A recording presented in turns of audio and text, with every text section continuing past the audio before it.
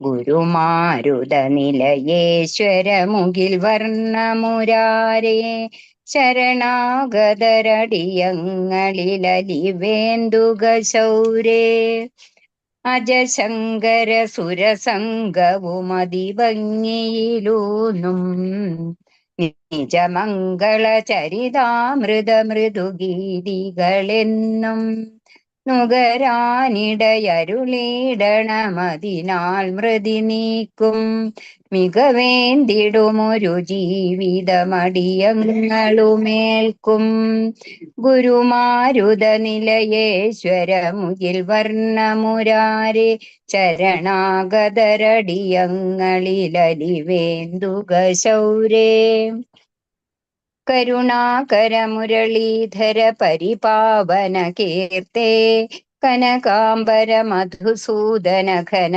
ശോഭനമൂർത്തേ മധുമാധുരി ചൊരിയും കലിഹരമിത്തിരി നാമം മതിമോഹനമടിയങ്ങളിലൊലി കൊള്ളുക പ്രേമം. ഹരേ കൃഷ്ണ. ധന്യവാദജി. ഹരേ കൃഷ്ണ മാതാജി. മായാതീത മാതാജി ഉണ്ടോ? ഹരേ കൃഷ്ണ. മാതാജി ലൈവ് ഇട്ടോ മാതാജി?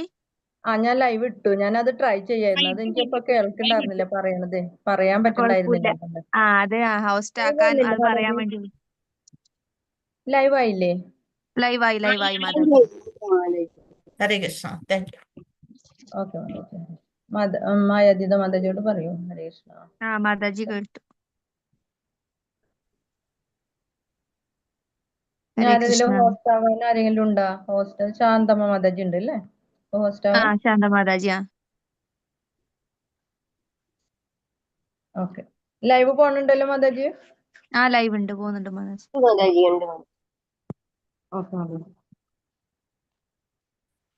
ഹരേ കൃഷ്ണ. കീർത്തനം പാടിയ മാതാജിക്ക് ഒരുപാട് നന്ദിയുണ്ട് മാതാജി. ഹരേ കൃഷ്ണ. കംപ്ലീറ്റ് ചെയ്തോളൂ മാതാജി. 2 മിനിറ്റും കൂടി ഇല്ലേ? കംപ്ലീറ്റ് ആയോ? കംപ്ലീറ്റ് ആയിരുന്നോ മാതാജി? ഇല്ല. കംപ്ലീറ്റ് ആയിക്കോളൂ. 2 മിനിറ്റ് കൂടെ, ഒരു മിനിറ്റ് കൂടെ ഉണ്ട്. 3 മണി വരെ ചൊല്ലിക്കോളൂ മാതാജി. ഹരേ കൃഷ്ണ.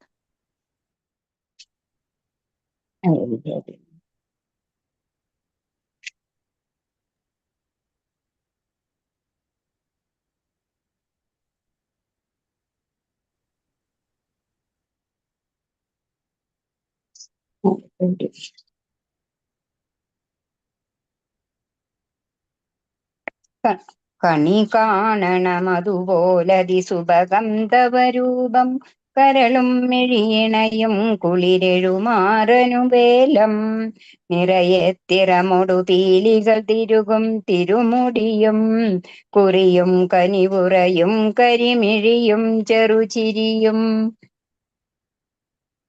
ഗുരുമാരുത നിലയേശ്വരമുകിൽ വർണ്ണമുരാരേ ശരണാഗതരടിയങ്ങളിലലിവേന്ദുക ശൗരേ വനമാലികയൊടു കൗസ്തുഭമൊളിയും വിരിമാറും വരശങ്കരിഗത പങ്കജമിവയേന്തിയ കരവും മണികിങ്ങിണി കൊണിയും പുതു കനകാംബരമണിയും മെലിവേറിടുമരയും തുണയരുളും മലരടിയും ഗുരുമാരുത നിലയേശ്വരമുകിൽ വർണ്ണമുരാരേ ശരണാഗതരടിയങ്ങളിലലിവേന്ദുക ശൗരേ. സമയായല്ലോ അല്ലേ? ഹരേ കൃഷ്ണ മാതാജി. നാളെ ചൊല്ലിക്കോളൂ ബാക്കി മാതാജി. ഹരേ കൃഷ്ണ. ശരി. ഹരേ കൃഷ്ണ. ഹരേ കൃഷ്ണ ഗീത മാതാജി. പ്രണാമം മാതാജി. തുടങ്ങിക്കോളൂ മാതാജി, സമയായില്ലേ?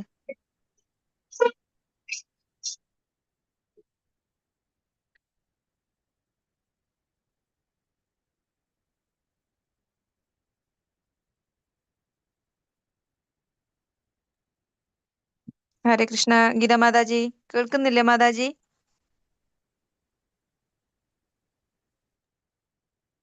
ഹരേ കൃഷ്ണ മാതാജി. ഹരേ കൃഷ്ണ. കാണാല്ലേ? എന്നെ കാണാല്ലേ മാതാജി? സൗണ്ട് കേൾക്കുന്നില്ലേ? സൗണ്ട് കേൾക്കുന്നുണ്ട്, സ്ലൈഡും കാണുന്നുണ്ട്. പക്ഷെ മാതാജിയുടേത് ക്യാമറ ഓൺ ആയില്ല. ഓൺ ആയി കാണുന്നുണ്ട് മാതാജി. ഹരേ കൃഷ്ണ. ഓക്കെ അല്ലേ? ഓക്കെയാണ് മാതാജി.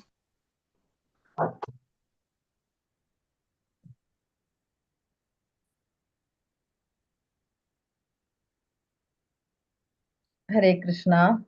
എല്ലാവർക്കും പ്രണാമം. ഓം നമോ ഭഗവതേ വാസുദേവായ. ഓം നമോ ഭഗവതേ വാസുദേവായ. ഓം നമോ ഭഗവതേ വാസുദേവായ. ഓം അജ്ഞാനതിമിരാന്ധസ്യ ജ്ഞാനാഞ്ജനശലാകയ ചക്ഷുരുന്മീലിനം യേന തസ്മൈ ശ്രീ ഗുരുവേ നമഃ. ശ്രീ ചൈതന്യമനോവിഷ്ടം സ്ഥാപിതം യേന ഭൂതലെ സ്വയം രൂപകഥാമഹ്യം ദദാതി സ്വപദാന്തികം വന്ദേഹം ശ്രീഗുരു ശ്രീയുതപദകമലം ശ്രീഗുരു വൈഷ്ണവാം ച ശ്രീരൂപം സാഗരജാതം സഹനരികുദാനിതം തം സജീവം സാദ്വൈതം സാവധൂതം പരിജനസഹിതം കൃഷ്ണ ചൈതന്യദേവം ശ്രീരാധാ കൃഷ്ണപാദാൻ സഹനലളിതാം ച വിശാഖാനിതം ച ഹേ കൃഷ്ണ കരുണാ സിന്ധു ദീനബന്ധോ ജഗത്പദേ ഗോപേശ ഗോപിയ കാന്ത രാധാ കാന്ത നമോസ്തുതേ തപ്ത കാഞ്ചന ഗൗരാംഗി ശ്രീരാധേ വൃന്ദാവനേശ്വരി വിഷഭാനുസുതേ ദേവി പ്രണമാമി ഹരിപ്രിയേ വാഞ്ചകൽപതിരൂപച കൃപാ സിന്ധുഭേവച പരിധാനം ഭാവിനേഭ്യോ വൈഷ്ണവേഭ്യോ നമോ നമഃ.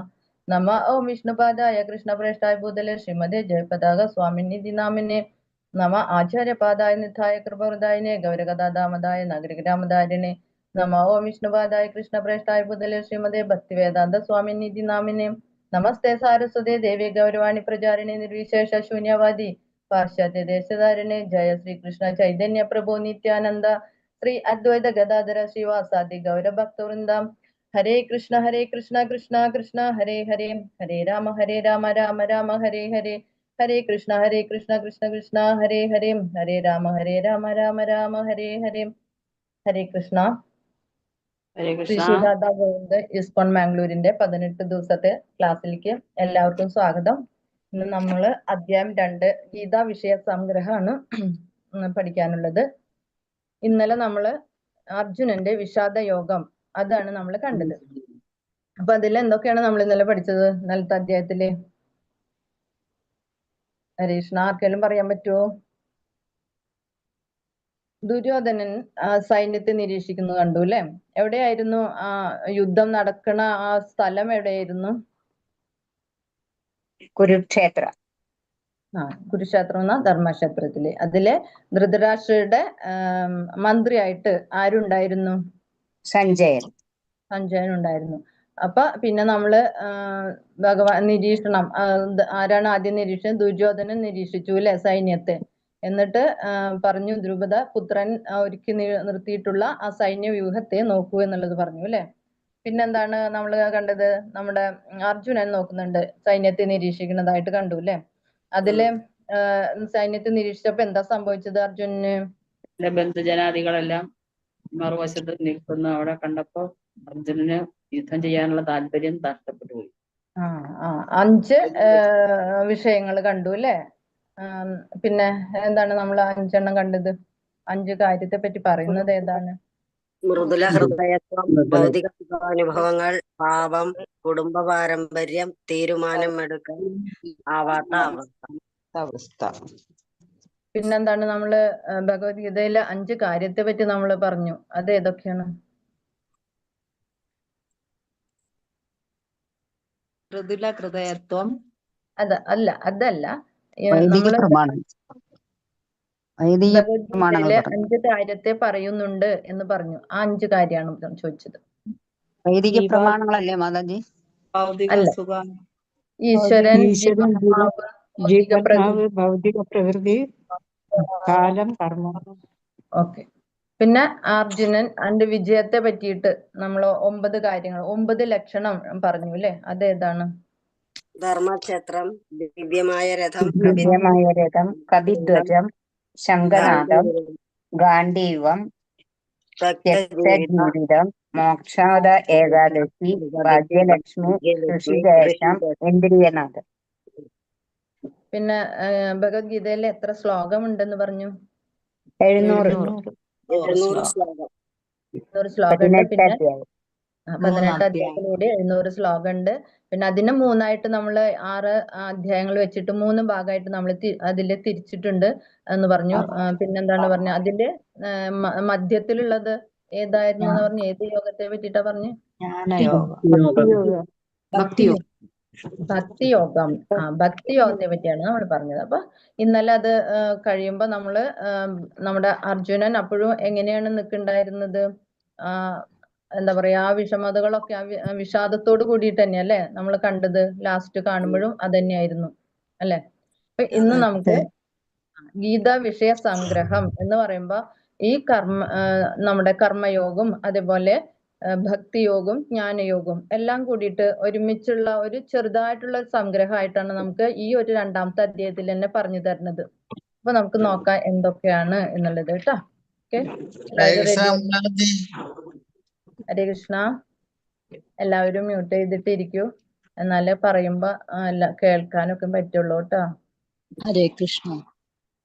ഹരേ കൃഷ്ണ. ഹരേ കൃഷ്ണ. അപ്പൊ ഇന്ന് നമ്മള് ഇതിലെ ഫസ്റ്റ് പഠിക്കാൻ പോണത് ബ്രഹ്മൻ, പരമാത്മാവ്, ഭഗവാൻ, ഇതിനെ പറ്റിയാണ് പറയുന്നത്. എന്താണ് ബ്രഹ്മൻ എന്ന് പറഞ്ഞാല്, അല്ലെങ്കിൽ എന്താണ് പരമാത്മാവ്, ഭഗവാൻ എന്ന് പറയുന്നതിനെ പറ്റിയാണ് പറയുന്നത്. എന്താണ് ബ്രഹ്മൻ എന്ന് ചോദിച്ചാല്, നമ്മള് ഇതൊരു സാക്ഷാത്കാരം, നമുക്ക് ആത്മീയ സാക്ഷാത്കാരത്തിൽ ഭഗവത് സാക്ഷാത്കാരം ലഭിക്കുമ്പോൾ 3 തരം ഇതിനെ പറ്റിയിട്ടാണ് പറയുന്നത്. ബ്രഹ്മനായിട്ട് ലയിക്കുന്നു, ബ്രഹ്മത്തിൽ ലയിക്കുന്നു എന്നൊക്കെ പറഞ്ഞിട്ടില്ലേ. അതുപോലെ പരമാത്മാവില്, ഭഗവാനില്. അങ്ങനെ പറയുമ്പോ ബ്രഹ്മത്തിൽ ലയിക്കുന്നത് എന്താന്ന് ചോദിച്ചാല്, ഭഗവാന്റെ ആ ജ്യോതി, ഭഗവാനിന് ശരീരത്തിൽ നിന്ന് വരുന്ന ആ പ്രകാശം, അതിൽ ലയിക്കുന്നതിനെയാണ് ബ്രഹ്മം എന്ന് പറയുന്നത്. ബ്രഹ്മത്തിൽ ലയിക്കുക എന്ന് പറയുന്നത് അതിനെയാണ് ബ്രഹ്മൻ എന്ന് പറയുന്നത്. അപ്പൊ എന്താ പറയാ, ഇത് ഭഗവാനാണോ എന്ന് ചോദിച്ചാൽ ആണ്, ഭഗവാൻ തന്നെയാണ് അത്. പക്ഷെ ഭഗവാന്റെ അടുത്തേക്ക് എത്തിയിട്ടില്ല എന്ന് പറയാം നമുക്ക്. ഇത് പറയാ ബ്രഹ്മവാദികളാണ് കൂടുതൽ പറയുക. അവര് പറയും രൂപമില്ല ഭഗവാന് എന്ന് പറഞ്ഞിട്ടാണ് അവര് ഇതിന് തുടങ്ങുന്നത്. അപ്പൊ അവര് കാണുന്നത് ബ്രഹ്മത്തിൽ ലയിക്കുക എന്നുള്ള അതുവരെ അവര് എത്തുന്നുള്ളൂ. പിന്നെ പരമാത്മാവ് എന്ന് പറഞ്ഞാൽ ചതുർബാഹുവായ നമ്മുടെ ഭഗവാനെ തന്നെയാണ്. അപ്പൊ അതെന്താണ് പറയണത്, ചതുർബാഹുവായ ഭഗവാൻ എന്ന് പറയുമ്പോ ഒന്നും കൂടി മുന്നിലേക്ക് വന്നു അല്ലെ. പിന്നെയാണ് നമ്മള് ഭഗവാൻ, അത് ഭഗവാൻ എന്ന് പറയുമ്പോഴാണ് ആ ശ്യാമസുന്ദര രൂപത്തെ നമ്മള് മനസ്സിലാക്കുന്നത്.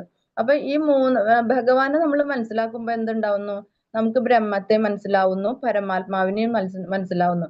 എന്നാൽ നമ്മൾ ബ്രഹ്മത്തിലാണ് നിൽക്കുന്നതെങ്കിൽ നമുക്ക് പരമാത്മാവിനെയും അറിയില്ല, ഭഗവാനെയും അറിയില്ല. ആ വിധത്തിലായിരിക്കും നമ്മുടെ ആ ഒരു മനസ്സിലാക്കല്. അപ്പൊ നമുക്ക് സാക്ഷാത്കാരം ലഭിക്കുമ്പോൾ നമുക്ക് ബ്രഹ്മാദി പരമാത്മ ഇതി ഭഗവാൻ എന്ന് ഭാഗവതത്തിലും പറയുന്നുണ്ട്.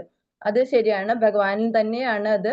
പക്ഷെ അതിന്റെ കുറച്ച് വ്യത്യാസങ്ങളാണ് ഇപ്പൊ ഇങ്ങനെ പറഞ്ഞത്. ബ്രഹ്മത്തിൽ ലയിക്കുക, പരമാത്മാവിൽ ഭഗവാനെ അറിയുക, അതാണ് നമുക്ക് വേണ്ടത്. അപ്പൊ നമുക്ക് നോക്കാം അത് എങ്ങനെ ഒന്നും കൂടി വിശദമായിട്ട് നിങ്ങൾക്ക് പറഞ്ഞു തരാൻ പറ്റും നോക്കാം കേട്ടോ.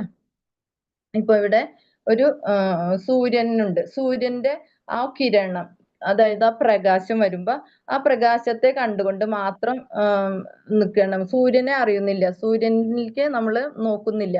ആ പ്രകാശം വന്ന അതാണ് സൂര്യൻ എന്ന് പറഞ്ഞിട്ട് നമ്മള് അതില് ലയിക്കുക. അതാണ് ഈ ബ്രഹ്മത്തിൽ എന്ന് പറയുമ്പോ. പിന്നെ നോക്കുമ്പോ സൂര്യന്റെ ആ ഗോളം, ആ ഉപരിതലം ഭാഗത്തേക്ക് വരുമ്പോ കാണുന്നത് അതാണ് ഭഗവാൻ എന്നുള്ള ഉദ്ദേശത്തില് നിൽക്കുക. അതിനെയാണ് പരമാത്മാവ് ആയിട്ടുള്ള അവിടെ. പിന്നെയാണ് നമ്മൾ സൂര്യന്റെ ആ ഗോളത്തിനുള്ളിലേക്ക് കടക്കുമ്പോ ഭഗവാനിലേക്ക് എന്നുള്ള ആ ഇതിലേക്ക് കടക്കുമ്പോഴാണ് നമ്മൾ ശരിക്കും ഭഗവാനെ അറിയുന്നത്. അതാണ് ഈ 3 ബ്രഹ്മനായിട്ടും പരമാത്മാവായിട്ടും ഭഗവാനായിട്ടും നമ്മൾ കണ്ടത്. ഹരേ കൃഷ്ണ, മനസ്സിലായോ നിങ്ങൾക്ക് പറഞ്ഞത്? ഹരേ കൃഷ്ണ. മാതാജിമാരും മിണ്ടില്ലല്ലോ. ഒന്നുകൂടെ ഒന്ന് വ്യക്തമാക്കണം. ഹരേ കൃഷ്ണ, മനസ്സിലാവുന്നുണ്ട് മാതാജി. പൂർണ്ണമായിട്ട് മനസ്സിലായില്ല. ഒരു പ്രാവശ്യം കൂടി ഒന്ന് എന്താ പറയുന്നു. മനസ്സിലാവാണ്ട, എവിടെ മനസ്സിലാവാണ്ടിരുന്നു? ബ്രഹ്മത്തിൽ നിന്ന് പരമാത്മാവിന്റെ കാര്യം പറഞ്ഞില്ലേ അത്. പരമാത്മാവ് എന്ന് പറഞ്ഞാൽ ചതുർബാഹുവായ ഭഗവാനെ തന്നെയാണ് പരമാത്മാവായിട്ട് കാണുന്നത്. അത് നമ്മളിപ്പോ ഉദാഹരണത്തിന് നമുക്ക് പറഞ്ഞു തന്നത്, ഇപ്പൊ ഒരു ട്രെയിൻ വരികയാണെന്ന് വെച്ചാൽ ട്രെയിൻ വരുന്നതിന്റെ മുന്നേ നമുക്ക് രാത്രി ട്രെയിൻ വരിക അല്ലെങ്കിൽ പകലായാലും അതിന്റെ ഹോൺ അടി കേൾക്കുമ്പോൾ നമ്മൾ ട്രെയിൻ വരുന്നുണ്ട് എന്ന് നമ്മൾ മനസ്സിലാക്കുന്നു അല്ലെ. ട്രെയിൻ ആണ് വരുന്നതെന്ന് നമുക്കറിയാം അല്ലെ. അപ്പൊ ആ ട്രെയിൻ വരുന്നതെന്ന് മനസ്സിലാക്കിയിട്ട് നമ്മൾ അവിടെ അവസാനിപ്പിക്കുക. അതാണ് ഭഗവാൻ എന്നുള്ളതില് അല്ലെ, അല്ലെങ്കിൽ അതാണ് ട്രെയിൻ എന്ന് നമ്മൾ മനസ്സിലാക്കുന്നു.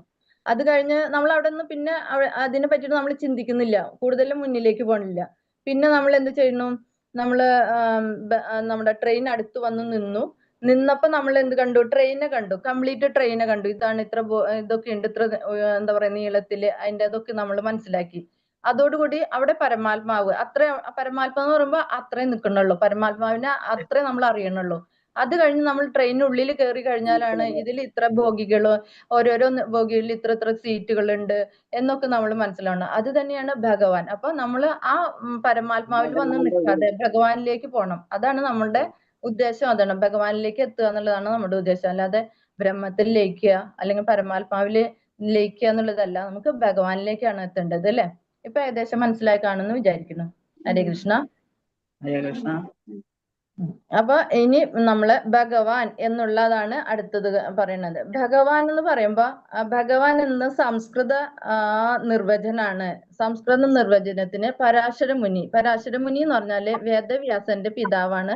അദ്ദേഹം കൊടുത്തിട്ടുള്ളതാണ് ഈ നിർവചനം. ഭഗവാൻ എന്നുള്ളതിന്റെ നിർവചനാണ് സമ്പത്ത്, കീർത്തി, ശക്തി, ജ്ഞാനം, വൈരാഗ്യം, സൗന്ദര്യം.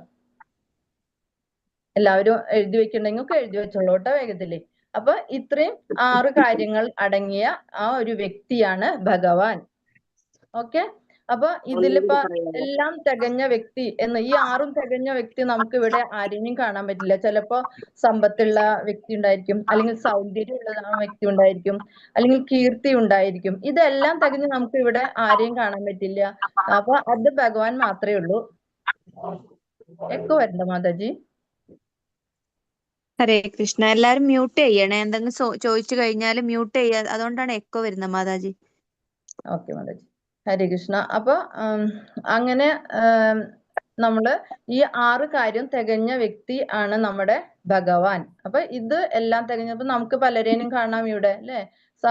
നിറയെ സമ്പത്തുള്ളവരുണ്ടായിരിക്കും, അല്ലെങ്കിൽ നല്ല ഭംഗിയുള്ളവര്, സൗന്ദര്യമൊക്കെ ഉള്ളവരുണ്ടായിരിക്കും. പക്ഷെ എല്ലാം തികഞ്ഞിട്ട് ഒരു ആളിനെ നമുക്ക് കാണിച്ചു തരാൻ പറ്റില്ല. പക്ഷെ നമ്മുടെ ശ്യാമസുന്ദരനായ ഭഗവാന് ഇതെല്ലാം തികഞ്ഞിട്ടുള്ള ഒരു വ്യക്തിയാണ് നമ്മൾ മനസ്സിലാക്കണം. അതാണ് ഭഗവാൻ.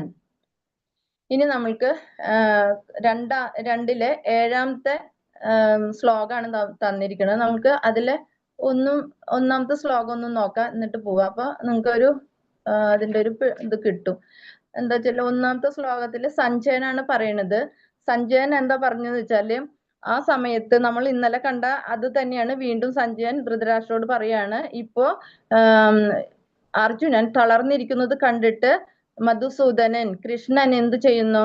മന്ദഹസിച്ചിട്ട് എന്ന് പറയാൻ തുടങ്ങുകയാണ്. അപ്പൊ ഇവിടെ 2ാം അധ്യായത്തിലെ 2ാമത്തെ ശ്ലോകം തൊട്ടിട്ടാണ് നമ്മുടെ ഭഗവാൻ പറയാൻ തുടങ്ങുന്നത്. അതുവരെ ഭഗവാൻ ഒന്നും പറഞ്ഞിട്ടില്ല. ഇവിടെ നിന്നും തുടങ്ങുകയാണ് ഭഗവാൻ. അപ്പൊ അതിലെ ആദ്യത്തെ ശ്ലോകം, ഭഗവാൻ പറയുന്ന ആദ്യത്തെ ശ്ലോകം എന്താ വെച്ചാല്, ശ്രീ ഭഗവാനുവാച കുതസ്ഥ കശ്മലമിതം വിഷമേ സമുപസ്ഥിതം അനാരജുഷ്ടം അസ്വർഗ്യം അകീർത്തികരം അർജുന.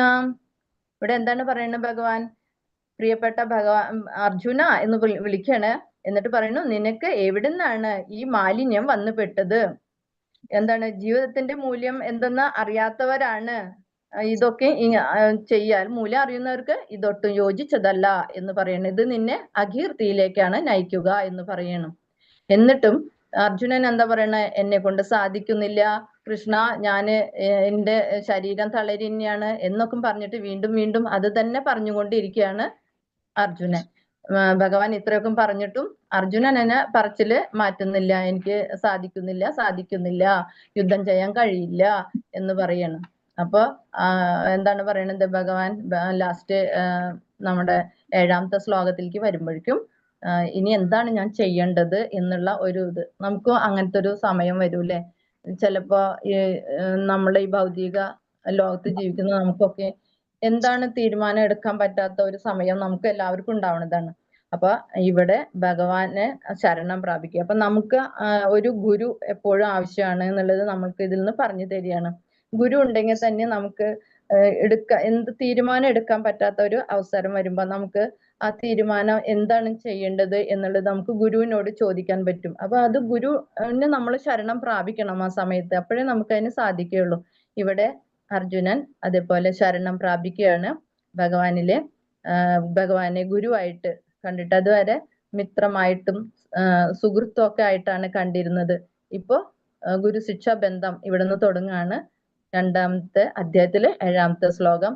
കാർപ്പണ്യദോഷ അപഹത സ്വഭാവ പൃച്ഛാമി ത്വം ധർമ്മ സമ്മൂഢഛേദ യശ്രേയസ നിശ്ചിതം ബ്രൂഹി തന്മേ ശിഷ്യസ്തേഹം ശാതിമാം ത്വാം പ്രപന്നാം. ദൗർബല്യം കൊണ്ട് ആത്മനിയന്ത്രണം നഷ്ടപ്പെട്ട എനിക്ക് കൃത്യനിർവഹണത്തെ പറ്റി ഒന്നും വ്യക്തമാകുന്നില്ല. ഈ അവസ്ഥയിൽ എനിക്ക് എന്താണ് ചെയ്യാൻ കഴിയുന്നത് അത് പറഞ്ഞു തരണമെന്ന് പറഞ്ഞു. എന്താണ് എനിക്ക് യോജിച്ചത് അത് പറഞ്ഞു തരണം എന്ന് അർജുനൻ പറയാണ്. ഇപ്പൊ എന്റെ ദൗർബല്യം കൊണ്ട് എന്താ ഉണ്ടായത്? ആത്മനിയന്ത്രണമൊക്കെ നഷ്ടപ്പെട്ടിരിക്കുകയാണ്. ഇപ്പൊ എനിക്ക് എന്ത് തീരുമാനം എടുക്കേണ്ടതെന്ന് എനിക്ക് അറിയുന്നില്ല. ഈ അവസ്ഥയിൽ എനിക്ക് യോജിച്ചത് പറഞ്ഞു തരൂ കൃഷ്ണ എന്ന് പറയാണ്. എന്താണ്? ഞാനിപ്പോൾ അങ്ങയെ ശരണം പ്രാപിച്ച ശിഷ്യനാണ്, ദയവായി ഉപദേശം തന്നത്. അപ്പൊ ഇവിടെ ഗുരു ശിക്ഷാബന്ധം അവിടെ തുടങ്ങുകയാണ്. അർജുനനും നമ്മുടെ ഭഗവാൻ ഗുരുവായിട്ടും അർജുനൻ ശിഷ്യനായിട്ടും ഇവിടുന്ന് ആരംഭിക്കുകയാണ്. പിന്നെ 13ാമത്തെ ശ്ലോകം പറയുന്നത് ദേഹിനസ്മിൻ യഥാ ദേഹേ കൗമാരം യൗവനം ജര തഥാ ദേഹാന്തര പ്രാപ്തി ധീരസ്തത്ര ന മുഹ്യതി. ശരീരസ്ഥനായ ആത്മാവ് ബാല്യത്തിൽ നിന്ന് യൗവനത്തിലേക്കും പിന്നെ വാർദ്ധക്യത്തിലേക്കും കടക്കുന്നത് പോലെ മരണശേഷം മറ്റൊരു ശരീരത്തിലേക്ക് പ്രവേശിക്കുന്നു. സമചിത്തനായ ഒരാൾക്ക് ഈ പരിണാമത്തെ പറ്റി സംഭ്രമം ഉണ്ടാവില്ല. ഇവിടെ എന്താണ് ഭഗവാൻ പറയണത്? ഭഗവാൻ ഇവിടെ പറഞ്ഞു മനസ്സിലാക്കുകയാണ്. ശരീരം നശിക്കുന്നതാണ് എന്നുള്ളത് നമുക്ക് പറഞ്ഞു മനസ്സിലാക്കി തരികയാണ്. എങ്ങനെയാണ് നമ്മുടെ ഈ ആത്മാവിനെ ഇപ്പൊ അവരെയൊക്കെ കൊല്ലുന്നത് കൊണ്ടാണല്ലോ ഇവിടെ അർജുനന് ഇത്രയും വിഷമമായത്. അപ്പൊ അവരെ കൊല്ലുന്നില്ല നീ എന്നൊക്കെ പറഞ്ഞു കൊടുക്കുകയാണ്. നീ അവരെ ഒന്നും ചെയ്യുന്നില്ല. ഈ ശരീരാണ് നശിക്കുന്നത്, ആത്മാവിന് നാശമില്ല എന്നുള്ളത് പറഞ്ഞു കൊടുക്കുകയാണ്. അതെങ്ങനെയാണ് പറഞ്ഞു കൊടുക്കുന്നത്? ശരീരസ്ഥനായ ഒരു ആത്മാവ് ബാല്യത്തിൽ നിന്ന് യൗവനത്തിലേക്ക്. അപ്പൊ ബാല്യം നമ്മൾ ചെറുപ്പത്തില് ചെറിയ കുട്ടിയായിരിക്കുമ്പോ അവിടുന്ന് നമ്മള് പതുക്കെ വളർന്ന് യൗവനത്തിലേക്ക് വരുമ്പോഴും പിന്നെ നമ്മള് വാർദ്ധക്യത്തിലേക്ക് വയസ്സാവുമ്പോ ആ ഒരു ഏജിലേക്ക് കടക്കുമ്പോഴും പിന്നെ മരണശേഷം അത് എന്ത് ചെയ്യുന്നു? മറ്റൊരു ശരീരത്തിലേക്ക്. അപ്പൊ അതുവരെ ഈ ബാല്യത്തിലുള്ള ആ ഒരു ആത്മാവ് തന്നെയാണ് നമ്മുടെ യൗവനത്തിലും അതുപോലെ വാർദ്ധക്യത്തിലും ഒക്കെ ഉള്ളത്.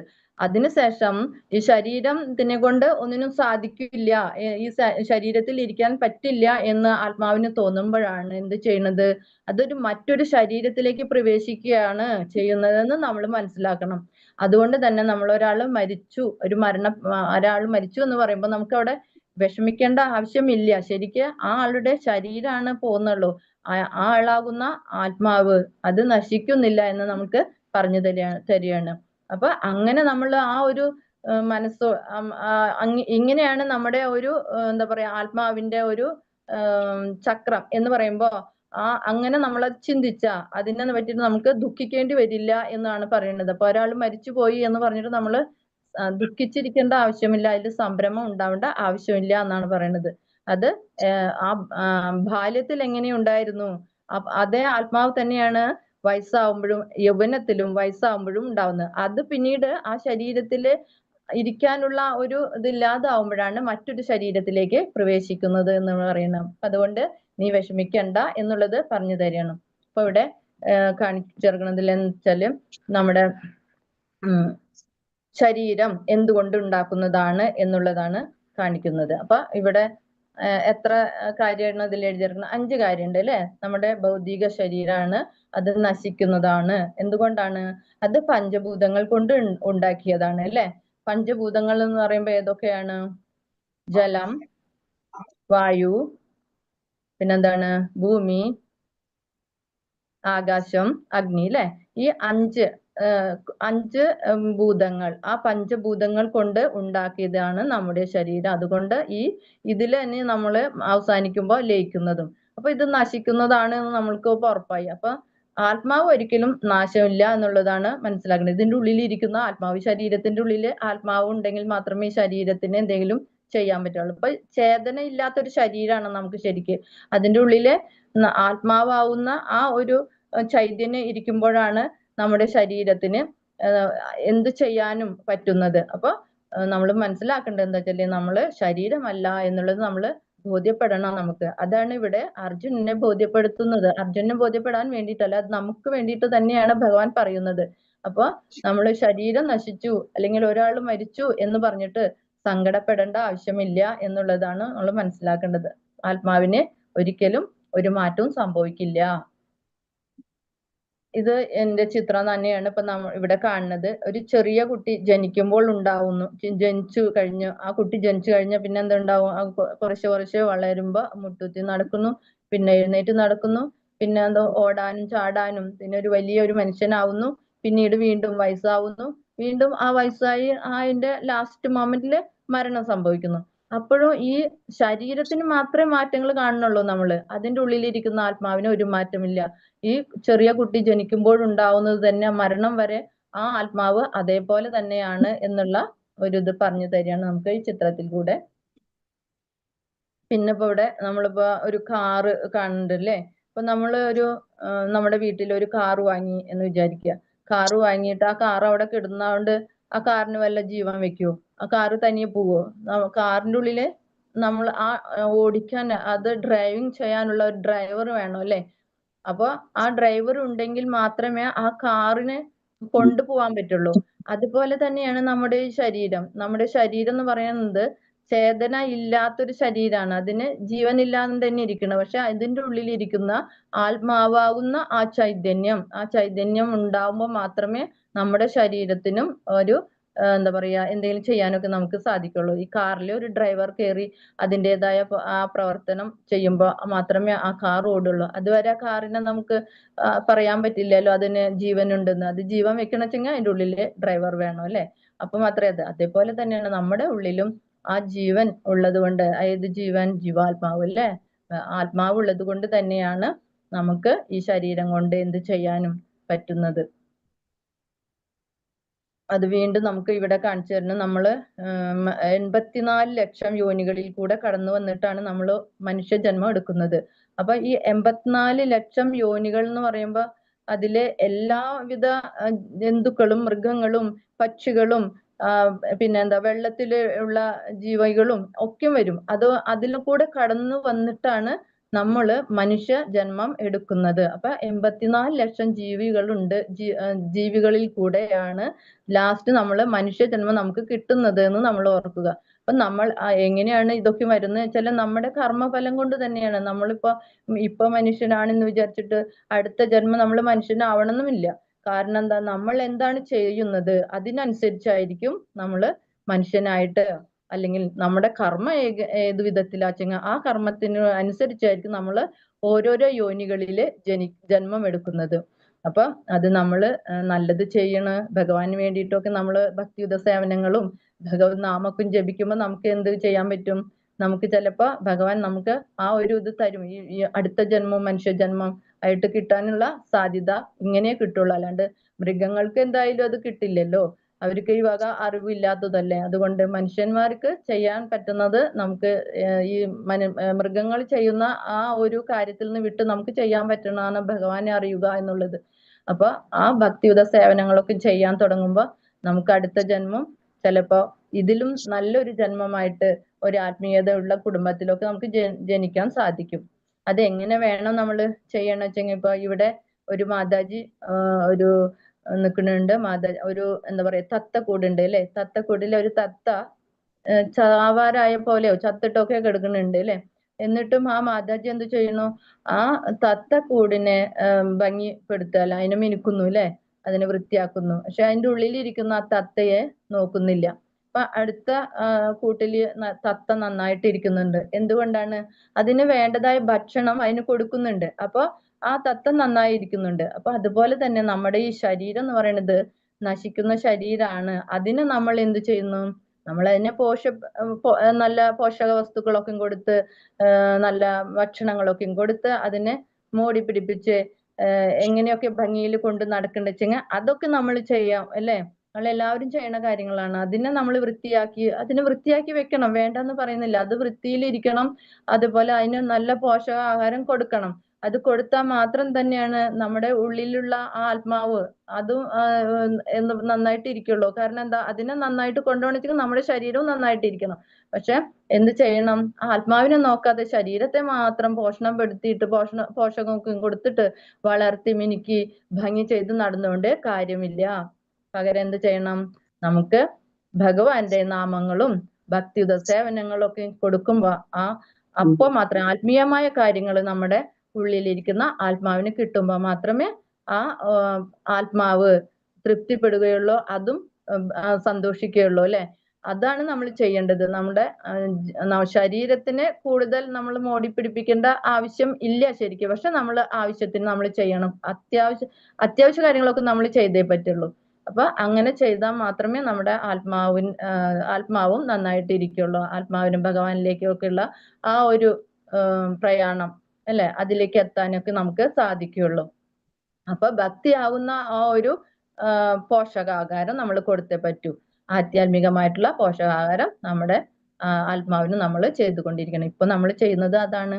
അപ്പൊ ഇത് എവിടെ നിർത്തണ്ട. ഇനി ആദ്യമായിട്ട് ചെയ്യണവരൊക്കെ ആണെങ്കിൽ അത് കണ്ടിന്യൂ ചെയ്യാൻ നോക്കുക.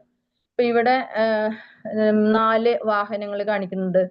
ചെറിയ കുട്ടികൾ ഇരിക്കുമ്പോ ഒരു വയസ്സൊക്കെ ആവുമ്പോഴേക്കും നമ്മൾ ഒരു സൈക്കിളൊക്കെ വാങ്ങിക്കൊടുക്കും അല്ലെ. അപ്പൊ ആ സൈക്കിള് കുറച്ച് കഴിഞ്ഞാൽ പിന്നെ ആ കുട്ടി സ്കൂളിൽ പോവാൻ തുടങ്ങി എന്ന് വിചാരിക്കുക. അപ്പൊ ആ കുട്ടിക്ക് ആ സൈക്കിൾ ഇഷ്ടപ്പെടില്ല അല്ലെ. അപ്പൊ അവന് ചേർന്ന് മറ്റൊരു സൈക്കിൾ വാങ്ങിക്കൊടുക്കുന്നു. പിന്നെ കോളേജിൽ പോകുമ്പോ ഒരു ബൈക്ക് വാങ്ങിക്കൊടുക്കുന്നു. അത് കഴിഞ്ഞ് ജോലിയൊക്കെ കിട്ടുമ്പോ എന്ത് ചെയ്യുന്നു? ഒരു കാർ വാങ്ങുന്നു. അപ്പൊ ഈ സൈക്കിള് ഈ 4 വാഹനങ്ങൾ ഉപയോഗിച്ചത് ആരാണ്? ഒരു വ്യക്തി തന്നെയാണ് ഉപയോഗിക്കുന്നത്. ചെറുപ്പത്തിൽ ഉപയോഗിച്ചു ആ വ്യക്തി തന്നെ വലുതായപ്പോ ഉപയോഗിക്കുന്നു. അതേപോലെ എന്താണ് ചെയ്യുന്നത്? അതിലും വലുതായപ്പോ വണ്ടി വേറെ ബൈക്ക് വാങ്ങുന്നു, അതേപോലെ കാർ വാങ്ങുന്നു. പക്ഷെ ഈ സാധനങ്ങളൊക്കെ ഓടിക്കുന്നത് ഒരാൾ തന്നെയാണ്. അതിലൊരു മാറ്റമില്ല അല്ലെ. ആ വാഹനങ്ങൾക്ക് മാത്രമേ വ്യത്യാസം വരണുള്ളൂ. അപ്പൊ അത് നമ്മൾ മനസ്സിലാക്കാം. നമ്മുടെ ഉള്ളിലിരിക്കുന്ന ആ ആത്മാവിന് ഒരു മാറ്റമില്ലാത്തതാണ് എന്ന് നമുക്ക് ഇങ്ങനെയുള്ള ഉദാഹരണങ്ങളിലൂടെ പറഞ്ഞു തരികയാണ് മനസ്സിലാക്കാൻ വേണ്ടിയിട്ട്. ഇവിടെ വീണ്ടും അത് തന്നെയാണ് പറയുന്നത്.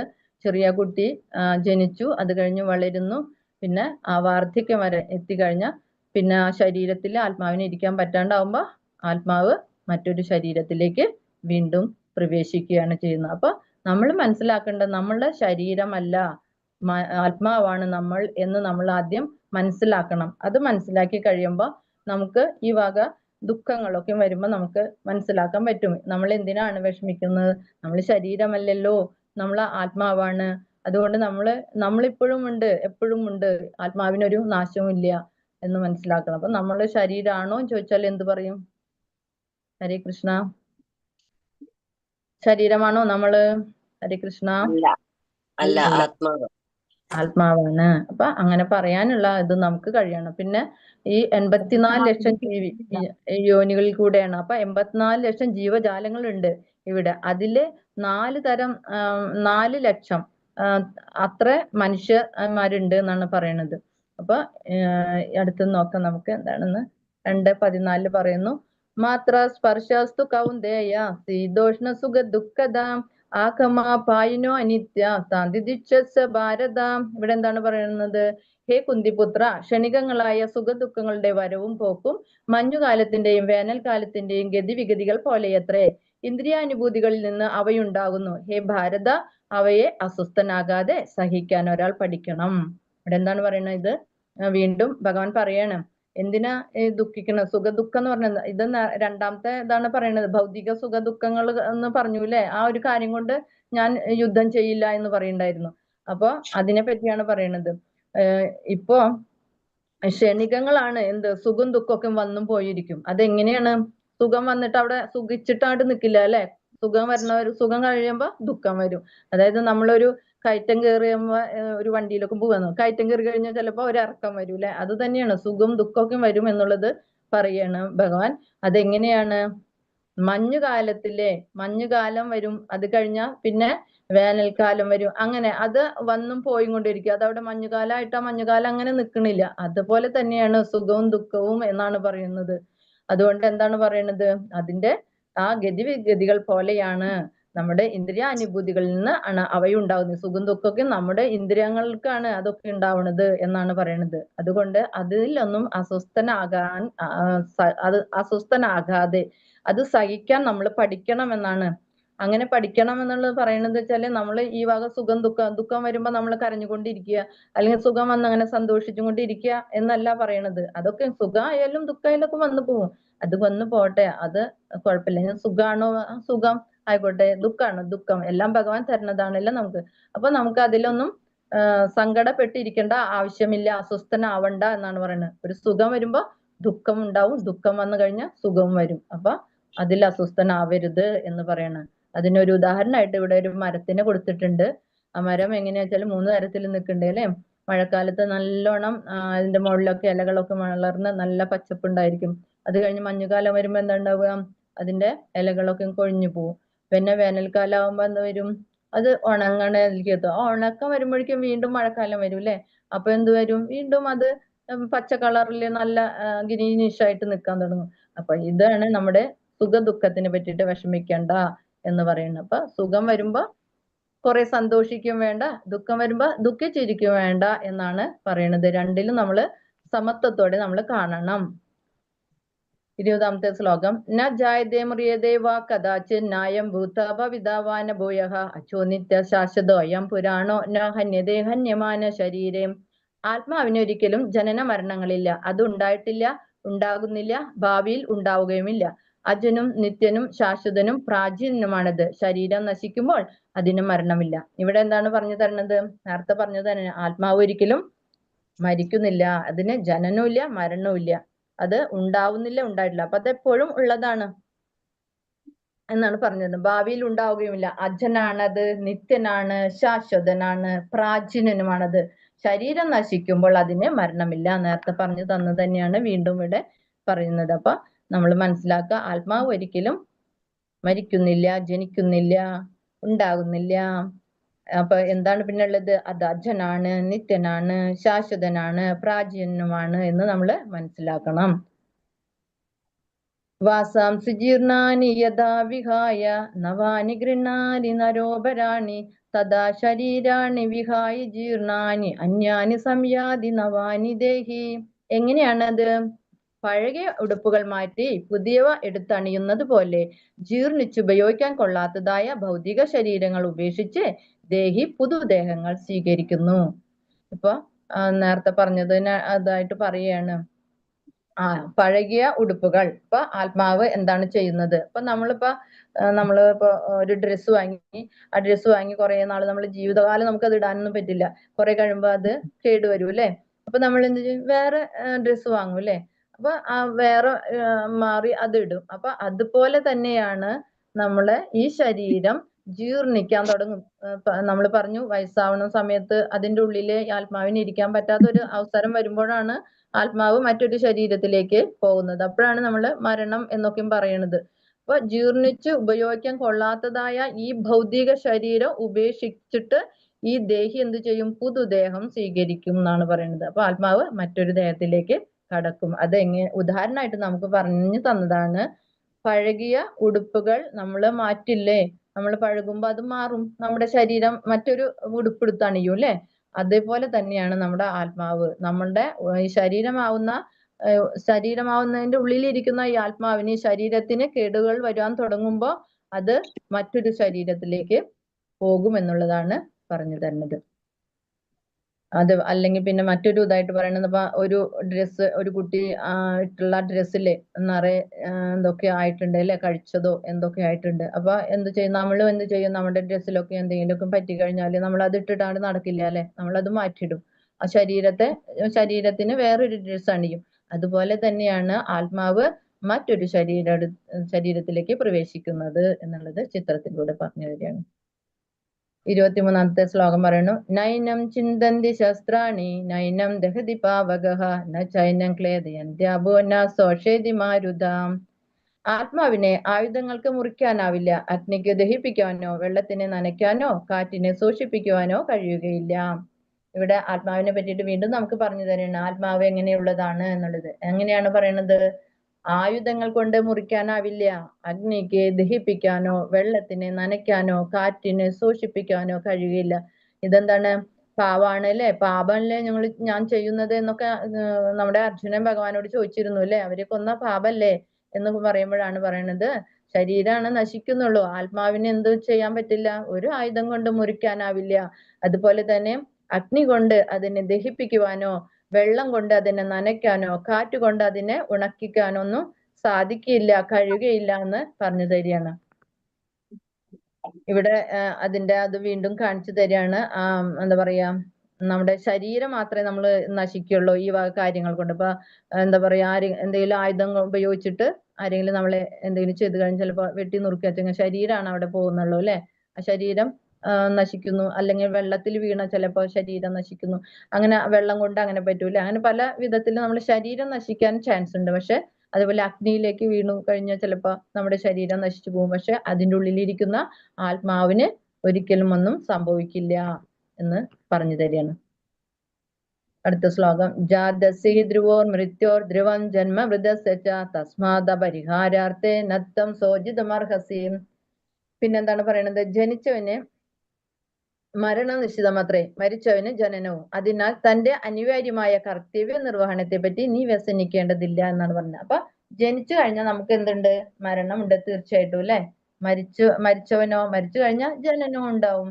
അത് ജനിക്കുന്നത് പിന്നെ എങ്ങനെയാണെന്ന് നമ്മളുടെ ആ കർമ്മത്തിനനുസരിച്ചായിരിക്കുന്നു മാത്രം. അപ്പൊ ജനിച്ചവന് മരണം നിശ്ചിതമാണ്, അതുപോലെ മരിച്ചവന് ജനനവും. അതുകൊണ്ട് നീ എന്ത് ചെയ്യണം അർജുന എന്നാണ് പറയുന്നത്? നിന്റെ കർത്തവ്യം, നിന്റെ ആ സ്വധർമ്മം നീ ചെയ്യണം എന്നുള്ളതാണ് പറയുന്നത്. ആ നിർവ്വഹണത്തെ പറ്റി നീ വ്യസനിക്കേണ്ടതില്ല. ചെയ്യേണ്ട കാര്യങ്ങൾ നമ്മൾ ചെയ്തേ പറ്റും. നമുക്ക് സ്വധർമ്മം ഉണ്ടല്ലോ, അത് ചെയ്യണം. അപ്പൊ നിത്യധർമ്മം ഉണ്ട്, സ്വധർമ്മം ഉണ്ട്. അപ്പൊ സ്വധർമ്മം നമ്മൾ ചെയ്തേ പറ്റൂ എന്നുള്ളതാണ് പറയുന്നത്. ഇവിടെ അതിനൊരു ഉദാഹരണമായിട്ട് എന്താണ്, വെള്ളത്തിൽ വീണ ഒരാളുടെ ആ ജാക്കറ്റ് അല്ലെ, അത് പിടിച്ച് പൊക്കിയോണ്ട് അയാൾ രക്ഷപ്പെടില്ല. അയാളെ തന്നെ എടുക്കണം അല്ലെ, അപ്പോഴേ രക്ഷപ്പെടുള്ളൂ. അപ്പൊ നമ്മുടെ ആത്മാവിനെയാണ്, നമ്മുടെ ശരീരത്തെ മാത്രം രക്ഷിച്ചുകൊണ്ട് കാര്യമില്ല. നമ്മുടെ ആത്മാവിനെയാണ് നമ്മൾ രക്ഷിച്ചു കൊണ്ടുവരാൻ എന്നുള്ളതാണ് പറഞ്ഞു മനസ്സിലാക്കി തരുന്നത്. ദേഹി നിത്യ അവധ്യോയം ദേഹേ സർവസ്യ ഭാരത തസ്മാ സർവാണി ഭൂതാനി നത്തം സോജിതമർഹസി. ഹേ ഭാരത, ഭഗവാൻ വീണ്ടും വിളിക്കുകയാണ് അർജുനനെ ഭാരത എന്ന് പറഞ്ഞിട്ട്. ദേഹി, അതായത് ദേഹത്തിൽ വസിക്കുന്ന സത്ത അനശ്വരനാണ്, അതിനെ കൊല്ലുവാൻ ആർക്കും സാധ്യമല്ല. അതുകൊണ്ട് ഏതൊരു ജീവനെ കുറിച്ചും നീ വ്യസനിക്കേണ്ടതില്ല. പിന്നെയും പറഞ്ഞു കൊടുക്കണ എന്താണ്? അതുകൊണ്ട് നീ വ്യസനിക്കണ്ട, നീ വിഷമിക്കണ്ട. ഈ ദേഹി, ആ ദേഹത്തിന്റെ ഉള്ളിലുള്ള സത്ത എന്ന് പറയുമ്പോൾ സത്ത എന്നൊക്കെ പറയുമ്പോൾ സത്ത് എന്ന് പറയില്ലേ നമ്മള്, നമ്മുടെ ചത്തുപോയി എന്നൊക്കെ പിന്നീട് വന്നാണെന്നാ പറയുന്നത്. സത്ത് പോയി ഒരാളുടെ ഉള്ളിലിരിക്കുന്ന ആ സത്ത് പുറത്തേക്ക് പോകുമ്പോഴാണ് അയാളെന്നെ ചത്തുപോയി എന്നൊക്കെ ആക്കുന്നത്. അപ്പൊ സത്ത എന്ന് പറയുമ്പോ അതിന്റെ ഉള്ളിലുള്ള ആത്മാവിനെ തന്നെയാണ്. ആ ആത്മാവ് മറ്റൊരു സ്ഥലത്തേക്ക് പോകുമ്പോഴാണ്, മറ്റൊരു ശരീരത്തിലേക്ക് പോകുമ്പോഴാണ് സത്ത പോയി എന്ന് അത് ചത്തുപോയി എന്നാക്കി പിന്നീട് എന്ന് മാത്രം. അപ്പൊ ആ ഒരു സത്ത് അത് അനശ്വരമായിട്ടുള്ളതാണ്. അതിനൊരു ആർക്കും അതിനെ കൊല്ലാനോ ഒന്നും സാധിക്കില്ല. അതുകൊണ്ട് നീ ഏതൊരു ജീവനെ കുറിച്ചും നീ വ്യസനിക്കേണ്ടതില്ല എന്ന് അർജുനനോട് വീണ്ടും പറഞ്ഞു കൊടുക്കുകയാണ്. അപ്പൊ ഇത് ധ്യാനത്തിന്റെ ഒരു പിക്ചറാണ്. അടുത്ത ശ്ലോകം നോക്കാം. ഹതോ വാ പ്രാപ്തസ്യ സ്വർഗം ജിത്വാ വാ ഭൂഷസേ മഹീം തസ്മാദുദ്ദിഷ്ട കൗന്ദേയ യുദ്ധായ കൃതനിശ്ചയാം. എന്നിട്ട് എന്താണ് പറയണത്? എന്നിട്ട് പറയാണ്, കുന്തിപുത്ര, ഒന്നുകിൽ നീ ഈ യുദ്ധത്തിൽ കൊല്ലപ്പെട്ട് സ്വർഗം പോകും, അല്ലെങ്കിൽ വിജയം നേടി സാമ്രാജ്യം ഭരിക്കും. ഏതായാലും ഉറച്ച തീരുമാനത്തോടെ എഴുന്നേറ്റ് യുദ്ധം ചെയ്യൂ എന്നാണ് പറയുന്നത്.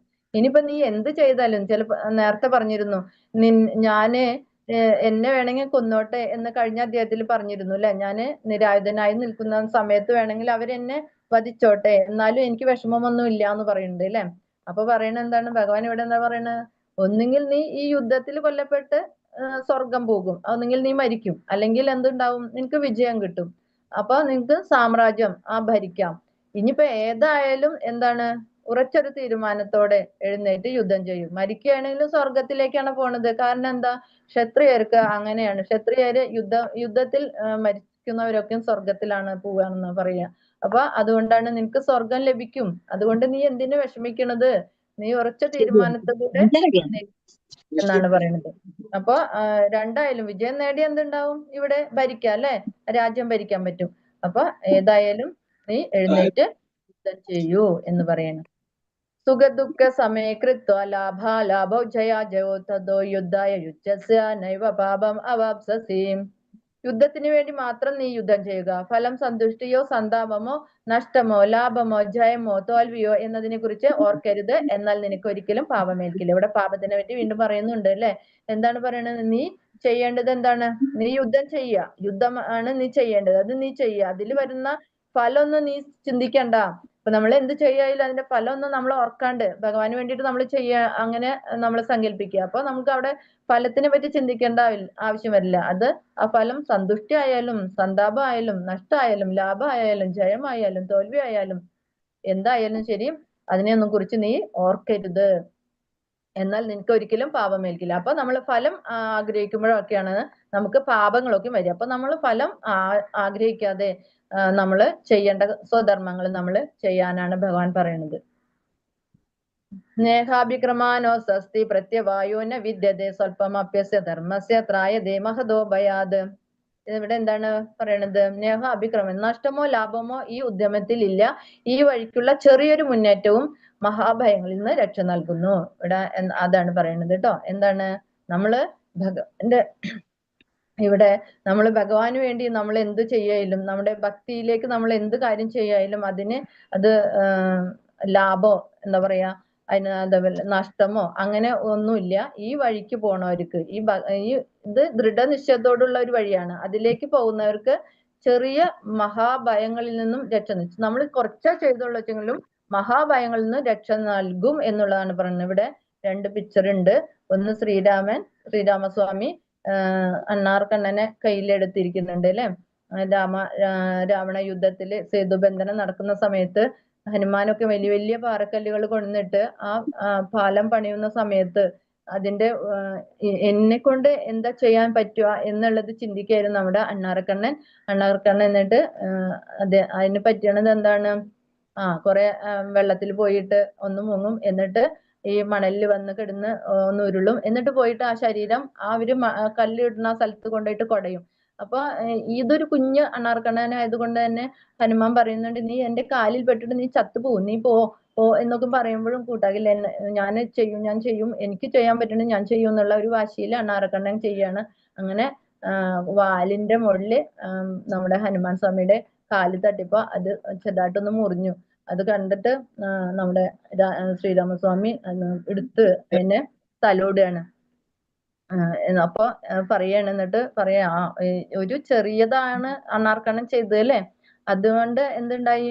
ഭഗവാൻ ആ അണ്ണാർക്കണ്ണനെ കയ്യിലെടുത്ത് തലോടി. നമ്മൾ പറയണില്ലേ തലോടി, ആ രേഖ ശ്രീരാമസ്വാമി തലോടിയതാണെന്നൊക്കെ നമ്മൾ പറയാറുണ്ടല്ലോ.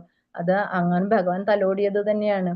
അപ്പൊ അതിന്റെ മുറിവെല്ലാം മാറി. അപ്പൊ മഹാഭയങ്ങളിൽ നിന്നും നമുക്ക് രക്ഷ കിട്ടും, ചെറുതായിട്ട് ചെയ്താലും. ഭഗവാന് വേണ്ടി നമ്മൾ ചെറുതായിട്ട് ചെയ്യണതായാലും നമുക്ക് അങ്ങനെയുള്ള രക്ഷ നൽകും എന്നാണ് പറയുന്നത്. പിന്നെ ഹനുമാൻ സ്വാമി ആയാലും രാവണ യുദ്ധ സമയത്ത് ലങ്കയ്ക്ക് അവിടുന്ന് അവര് വാലിന്റെ മുകളിലൊക്കെ പന്തം കൊളുത്തിയില്ലേ, ആ സമയത്ത് എന്ത് ചെയ്തു? ഇനി എനിക്ക് എന്താ ചെയ്യാൻ പറ്റുക എന്റെ സ്വാമിക്ക് വേണ്ടിയിട്ട് എന്ന് ആലോചിച്ചപ്പോ എന്താണ് ചെയ്തത്? ആ കത്തിച്ച വാല് കൊണ്ട് അവിടെ മൊത്തം കത്തി നശിപ്പിക്കണ വിധത്തിൽ എല്ലായിടത്തും ഓടിപ്പാഞ്ഞു നടന്നു അല്ലെ. അപ്പൊ അതൊക്കെ ചെറിയ ചെറിയ കാര്യങ്ങളാണെന്ന് തോന്നിയാലും ഭഗവാന് വേണ്ടി ചെയ്യുന്ന എന്ത് ചെറുതും നമുക്കത് മഹാഭയങ്ങളിൽ നിന്നാണ് നമുക്ക് രക്ഷ നൽകുന്നത്.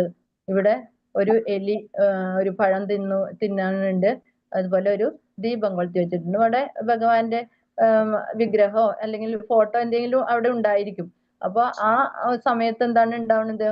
ആദ്യം ഫ്രൂട്ട്സ് കഴിച്ചപ്പോ വിചാരിച്ചു വെളുക്ക് കത്തുന്നുണ്ടപ്പോ അതും കഴിക്കാനുള്ളതാണെന്ന് വിചാരിച്ചിട്ട് എലി അത് പോയിട്ട് എടുക്കുകയാണ്. അപ്പൊ അത് നെയ്വിളക്കായിരുന്നു. അതുകൊണ്ട് പെട്ടെന്ന് അതിന്റെ ചുണ്ടിന്റെ മുകളിൽ ഒട്ടിപ്പിടിച്ചു. പെട്ടെന്ന് തീയൊക്കെ മേലൊക്കെ പിടിക്കാൻ തുടങ്ങിയപ്പോ അതിന് ആ മരണസഞ്ചാരം കൊണ്ട് എന്ത് ചെയ്യണു? അത് അറിയാതെയാണ് ഭഗവാന്റെ ആ വിഗ്രഹത്തിന് ചുറ്റും കിടന്ന് ഉരുണ്ടത്. അല്ലാണ്ട് ഭഗവാന്റെ ബലം വെച്ചതൊന്നല്ല, അത് അറിയാണ്ട് ചെയ്യണ കാര്യമാണ്. അപ്പൊ അത് ആ ഒരു ചെയ്തതും ഭഗവാൻ കണക്കിലെടുക്കാണ്. എന്നെ എന്താ പറയാ പ്രദക്ഷിണം ചെയ്യാണ് എന്നുള്ളത് അല്ലെ. അതും തിരി വായലിരിക്കുകയാണ്, ആ തിരി കൊണ്ടാണ് പ്രദക്ഷിണം ചെയ്യണത് എന്നുള്ള ആ ഒരു ഇതിലാണ് ഭഗവാൻ എടുക്കുന്നത് എന്നാണ് പറയുന്നത്. അപ്പൊ നമ്മള് അങ്ങനെ ചെറിയ ചെറിയ മുന്നേറ്റവും, അത് ഏത് വഴിക്കുള്ളത്? നമ്മളെ ഈ ദൃഢ നിശ്ചയത്തോട് ഉള്ള ആ ചെറിയ മുന്നേറ്റവും മഹാഭയങ്ങളിൽ നിന്ന് നമുക്ക് രക്ഷ നൽകും. വ്യവസായാത്മിക ബുദ്ധി രേഖ കുരുനന്ദന ബഹുശാഖി അനന്താശ ബുദ്ധ വ്യവസായിനാം. ഈ വഴിക്ക് പോകുന്നവർ നിശ്ചയദാർഢ്യമുള്ളവരാണ്, ലക്ഷ്യവും ഒന്ന് മാത്രം. കുരുനന്ദന ദൃഢനിശ്ചയമില്ലാത്തവരുടെ ബുദ്ധിയാകട്ടെ പല ശാഖകളോട് കൂടിയതാണ്. ഇവിടെ എന്താണ് പറയുന്നത്? ഈ വഴിക്ക് എന്ന് പറഞ്ഞാല് നമ്മൾ ഈ ഭക്തിയിലേക്കുള്ള ആ ഒരു വഴി തന്നെയാണ് പറയുന്നത്. അങ്ങനെ അതിലേക്ക് പോകുന്നവരെ എപ്പോഴും നിശ്ചയദാർഢ്യമുള്ളവരായിരിക്കും. അവർക്ക് ഒന്നേ ഉണ്ടാവൂ, ഒരു ലക്ഷ്യം മാത്രമേ ഉണ്ടാവുള്ളൂ എന്നാണ് പറയുന്നത്. എന്നിട്ട് എന്താണ്? കുരുനന്ദന എന്ന് അർജുനനെ വിളിക്കുകയാണ് ഭഗവാൻ. എന്നിട്ട് പറഞ്ഞു, ദൃഢനിശ്ചയമില്ലാത്തവരുടെ ബുദ്ധിയാകട്ടെ പല ശാഖകളോട് കൂടിയാണ്. നമുക്കൊരു ദൃഢനിശ്ചയം ഇല്ല എങ്കിൽ നമ്മൾ ഇതിലൊക്കെ ഏതിലൊക്കെ പോകേണ്ടത് നമുക്ക് അറിയാണ്ട് നമ്മളിങ്ങനെ കിടന്ന് എല്ലാറ്റിലും പോയി നോക്കൂലേ. അപ്പൊ നമുക്കൊരു ദൃഢനിശ്ചയം വന്നു കഴിഞ്ഞാല് നമുക്ക് ഇതാണ് നമ്മുടെ ഭഗവാനിലേക്കുള്ള വഴി എന്ന് നമുക്ക് മനസ്സിലാക്കുമ്പോൾ നമ്മൾ പിന്നെ അവിടെ തന്നെ നിൽക്കുള്ളൂ. അല്ലാണ്ട് നമ്മൾ എല്ലാറ്റിലും പോയിട്ട് അതെന്താ ഇതെന്താന്ന് നോക്കാൻ പോവില്ല എന്നുള്ളത് പറഞ്ഞു തരികയാണ്. അതിനൊരു ഉദാഹരണമായിട്ട് നമ്മുടെ അർജുനന്റെ ആയോധന കലകളൊക്കെ കഴിഞ്ഞ സമയത്ത് ദ്രോണാചാര്യര് ഇങ്ങനെ പറയും, അങ്ങനെ മരത്തിന്റെ മുകളിൽ ഇരിക്കുന്ന തത്ത അതിന്റെ കണ്ണിലേക്ക് കണ്ണ് കാണുന്നുണ്ട് എന്നൊക്കെ അർജുനൻ പറയുന്നുണ്ട്. എന്താണ് അവിടെ ഇരിക്കുന്ന മരത്തിന്റെ മുകളിൽ? ഒരു തത്തയുടെ. അപ്പൊ എന്താ കാണുന്നതെന്ന് ചോദിക്കുമ്പോൾ പറയും, തത്തയുടെ ഒരു കണ്ണ് കാണുന്നുണ്ട് എന്ന് പറയും, ഒരു കിളിയുടെ കണ്ണ് കാണുന്നുണ്ട് എന്ന് പറയും. അപ്പൊ ആ ഒരു ലക്ഷ്യം, ആ ഒരു ആ നോട്ടം, ഏകാഗ്രതയോടുള്ള നോട്ടം. അതേപോലെ തന്നെ കല്യാണ സമയത്ത്, വിവാഹ സമയത്തും ഇങ്ങനെ ഒരു ഇത് കഴിഞ്ഞിട്ടാണ് അല്ലെ, ഒരു അമ്പൊക്കെ കറങ്ങി നടക്കുന്ന ഒരു മത്സ്യത്തിന്റെ കണ്ണിലേക്കാണ്, അതും വെള്ളത്തിലേക്ക് നോക്കിയിട്ട് അമ്പ് ചെയ്യാൻ പറയണത്. അതൊക്കെ ശരിക്കും അത് ചെയ്യണത് എന്തുകൊണ്ടാ? അതൊരു ദൃഢനിശ്ചയമുണ്ട്, ഏകാഗ്രത ഉണ്ടായിരുന്നു അല്ലെ.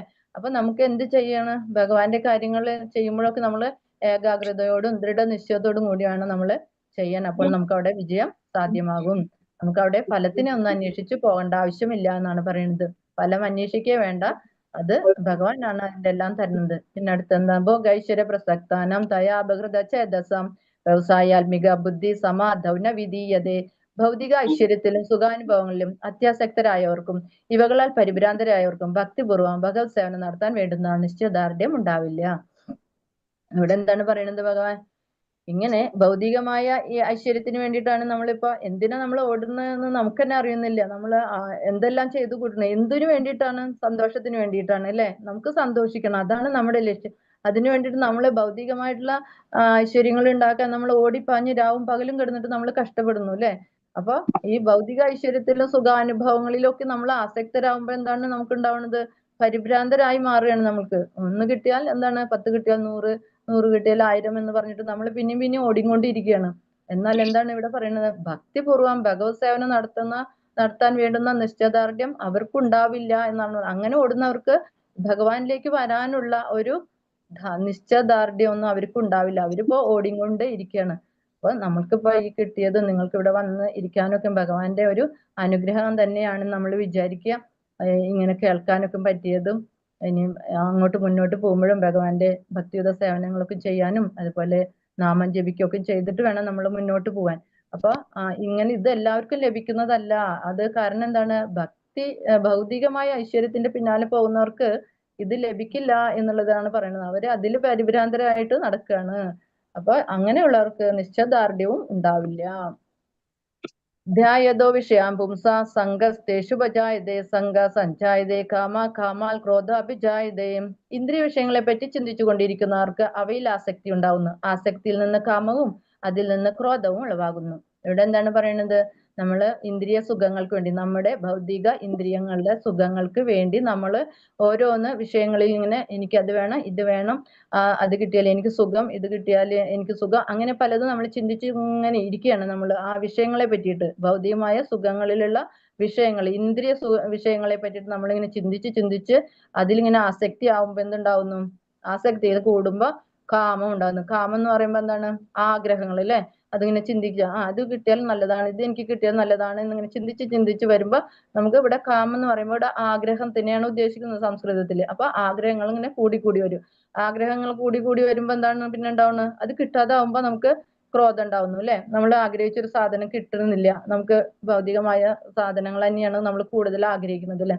ഇപ്പൊ നമ്മൾ ആഗ്രഹിക്കുമ്പോ ആ ഭൗതിക സാധനം നമുക്ക് കിട്ടുന്നില്ല, നമുക്ക് അത് കിട്ടണം എന്നുള്ള ഒരുപാട് ആഗ്രഹമുണ്ട്. അത് കിട്ടാണ്ടാവുമ്പോ നമുക്ക് കിട്ടുന്നില്ലല്ലോ എന്നുള്ളതിലെ ക്രോധം വരുന്നു അല്ലെ. അപ്പൊ നമ്മൾ ആ ഒരു ക്രോധത്തിനെ മാറ്റണം. അതൊക്കെ അതിനു വേണ്ടിയിട്ടാണ്. പിന്നെ എന്താണ് ഉണ്ടാവുന്നത്? ഈ ക്രോധം വരുമ്പോ ക്രോധാത് ഭവതി സമ്മോ സ്മൃതി വിഭ്രമ സ്മൃതി ഭ്രംശ ബുദ്ധിനാശ പ്രണശ്യതി. ഈ ക്രോധം വന്നു കഴിഞ്ഞാൽ എന്താണ് ഉണ്ടാവുക? നമുക്ക് സമ്മോഹമായി അല്ലെ. എന്താണ് സമ്മോഹം? വ്യാമോഹമായിട്ട് അല്ലെ. അതായത് എന്താ ചെയ്യേണ്ടതെന്ന് അറിയാണ്ട് ഒരു വിഭ്രാന്തിയായിട്ട് നമ്മൾ നടക്കും അല്ലെ. അപ്പൊ ആ ക്രോധം കൂടുമ്പോഴാണ് ഇത് സംഭവിക്കുന്നത്. എന്ത് ചെയ്യണമെന്ന് അറിയാത്ത ഒരു അവസ്ഥയിലേക്ക്. പിന്നെന്തുണ്ടാവും? സമ്മോഹം കൊണ്ട് സ്മൃതി വിഭ്രമ, സ്മൃതി നമ്മുടെ ഓർമ്മകൾക്കൊക്കെ നാശം വരികയാണ്. പിന്നീട് ബുദ്ധിനാശം വരുന്നു. ബുദ്ധിനാശം വന്നിട്ട് നമ്മളവിടെ അവസാനിക്കുകയാണ്. അപ്പൊ ക്രോധത്തിൽ നിന്ന് സമ്മോഹവും അതിൽ നിന്ന് ഓർമ്മപ്പിഴയുണ്ടാവുന്നു. ഓർമ്മപ്പിഴയിൽ നിന്ന് ബുദ്ധിനാശം ഉണ്ടാവുന്നു.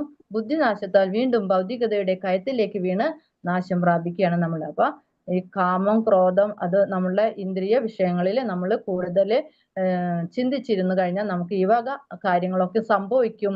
നമ്മുടെ ജീവിതത്തിൽ നമ്മുടെ ഈ ശരീരം തന്നെ നശിക്കാം അതോട് കൂടിയിട്ട് എന്നാണ് പറയുന്നത്. അപ്പൊ നമ്മള് കൂടുതൽ ഇങ്ങനെ ഇന്ദ്രിയ വിഷയങ്ങളിൽ നമ്മൾ പോവരുത് എന്നാണ് പറയുന്നത്. ഇന്ദ്രിയ വിഷയങ്ങളിലേക്ക് നമ്മൾ പോയി കഴിഞ്ഞാൽ ഭൗതികമായ ഐശ്വര്യത്തിന് വേണ്ടിയിട്ട് അങ്ങനെയാണ് നമ്മൾ ഇന്ദ്രിയ വിഷയങ്ങളിൽ നമ്മൾ ശ്രദ്ധ കൊടുക്കുന്നത്. അപ്പൊ കൂടുതൽ നമ്മൾ ഭഗവാനിലേക്ക് പോവുക വെച്ചാൽ നമ്മൾ എന്ത് ചെയ്യും? ഈ ഭൗതികമായുള്ള ആവശ്യങ്ങളിലേക്ക് നമ്മൾ പതുക്കെ പതുക്കെ അതിന് പിന്മാറാൻ നമുക്ക് സാധിക്കും. അങ്ങനെ നമ്മൾ എന്ത് ചെയ്യും? ഈ കാമം ഒക്കെ കൂടി കൂടി വന്നിട്ട് നമ്മളൊരു എന്താ പറയാ പ്രഷർ കുക്കർ പോലെ പൊട്ടിത്തെറിക്കാനും സാധ്യതയുണ്ട് എന്നാണ് പറയുന്നത്. രാഗദ്വേഷ വിമുക്തസ്തു വിഷയാനിന്ദ്രിയൈശ്ചരൻ ആത്മവൈസർവിധേയ ആത്മാ പ്രസാദം അധിഗച്ഛതി. രാഗദ്വേഷങ്ങളിൽ നിന്ന് വിമുക്തനായി സ്വാതന്ത്ര്യത്തിന് വേണ്ടിയുള്ള നിബന്ധനകൾ വഴി ഇന്ദ്രിയങ്ങളെ നിയന്ത്രിക്കുന്ന ഒരു വ്യക്തിക്ക് ഭഗവാന്റെ പൂർണ്ണകാരുണ്യം ലഭ്യമാകും. ഇവിടെ എന്താണ് പറയണത്? നമ്മുടെ ഇന്ദ്രിയങ്ങളെ നമ്മള് നിയന്ത്രിക്കണം. എങ്ങനെ നിയന്ത്രിക്കണം? രാഗദ്വേഷം എന്ന് പറയുമ്പോ രാഗദ്വേഷങ്ങൾ എന്താ പറയാ സുഖദുഃഖങ്ങൾ അങ്ങനത്തെ ഒക്കെ വരുമ്പോ അതിൽ നിന്നൊക്കെ സ്വതന്ത്രനാവണം. പിന്നെന്താണ്? നിബന്ധനകൾ, ആ സ്വാതന്ത്ര്യത്തിനുള്ള വേണ്ടിയുള്ള നിബന്ധനകൾ വഴി ഇന്ദ്രിയങ്ങളെ നിയന്ത്രിക്കാം. നമുക്ക് ഇന്ദ്രിയങ്ങളെ നിയന്ത്രിക്കാൻ നിയന്ത്രിക്കാൻ കഴിയണം. ഇന്ദ്രിയങ്ങളെ നിയന്ത്രിക്കുന്ന ആ ഒരു വ്യക്തിക്ക് ഭഗവാന്റെ പൂർണ്ണകാരുണ്യം ലഭ്യമാകും. അപ്പൊ നമ്മള് വെറുതെ ഇരുന്നിട്ട് നമ്മളെ ഇന്ദ്രിയങ്ങളൊന്നും നിയന്ത്രിക്കാൻ നമുക്ക് സാധിക്കില്ല എന്നുള്ളത് ഉറപ്പാണ്. കുറെ നേരം കണ്ണടച്ചിരുന്നാല് നമ്മുടെ ഇന്ദ്രിയം നിയന്ത്രിക്കാൻ പറ്റുമോ? ഇല്ല. നമുക്ക് പെട്ടെന്ന് നമ്മൾ കണ്ണ് തുറക്കും. ഇനി അത് കണ്ണ് ഇരുന്നാലും നമ്മള് ചിന്തിച്ചുകൊണ്ടേ ഇരിക്കും വേറെ എന്തെങ്കിലും ഒക്കെ അല്ലെ? വല്ല വിഷയത്തിലും നമ്മുടെ മനസ്സ് പോകാൻ തുടങ്ങും. അപ്പൊ നമുക്ക് ഒരിക്കലും നമ്മുടെ കൈപ്പിടിയിലല്ല ഈ വക കാര്യങ്ങളൊക്കെ. അപ്പൊ നമ്മൾ ചെയ്യേണ്ട കാര്യങ്ങൾ എന്താ വെച്ചാൽ നമ്മൾ ഭഗവാന്റെ കാര്യങ്ങൾ ചെയ്തുകൊണ്ട് ഇരിക്കുക. കൂടുതൽ സമയം നമ്മൾ ഭഗവാനിലേക്ക് തിരിയുമ്പോൾ നമുക്ക് ഈ വക ഇന്ദ്രിയങ്ങളെ നിയന്ത്രിക്കാൻ നമുക്ക് സാധിക്കും എന്നുള്ളത് ഉറപ്പാണ്. അതിന്റെ ഏറ്റവും മഹത്തായ ഉദാഹരണമാണ് നമ്മുടെ ശ്രീല പ്രഭാതർ. അപ്പൊ ആ ഒരു പിക്ചർ കാണിച്ചു തന്നാണ്.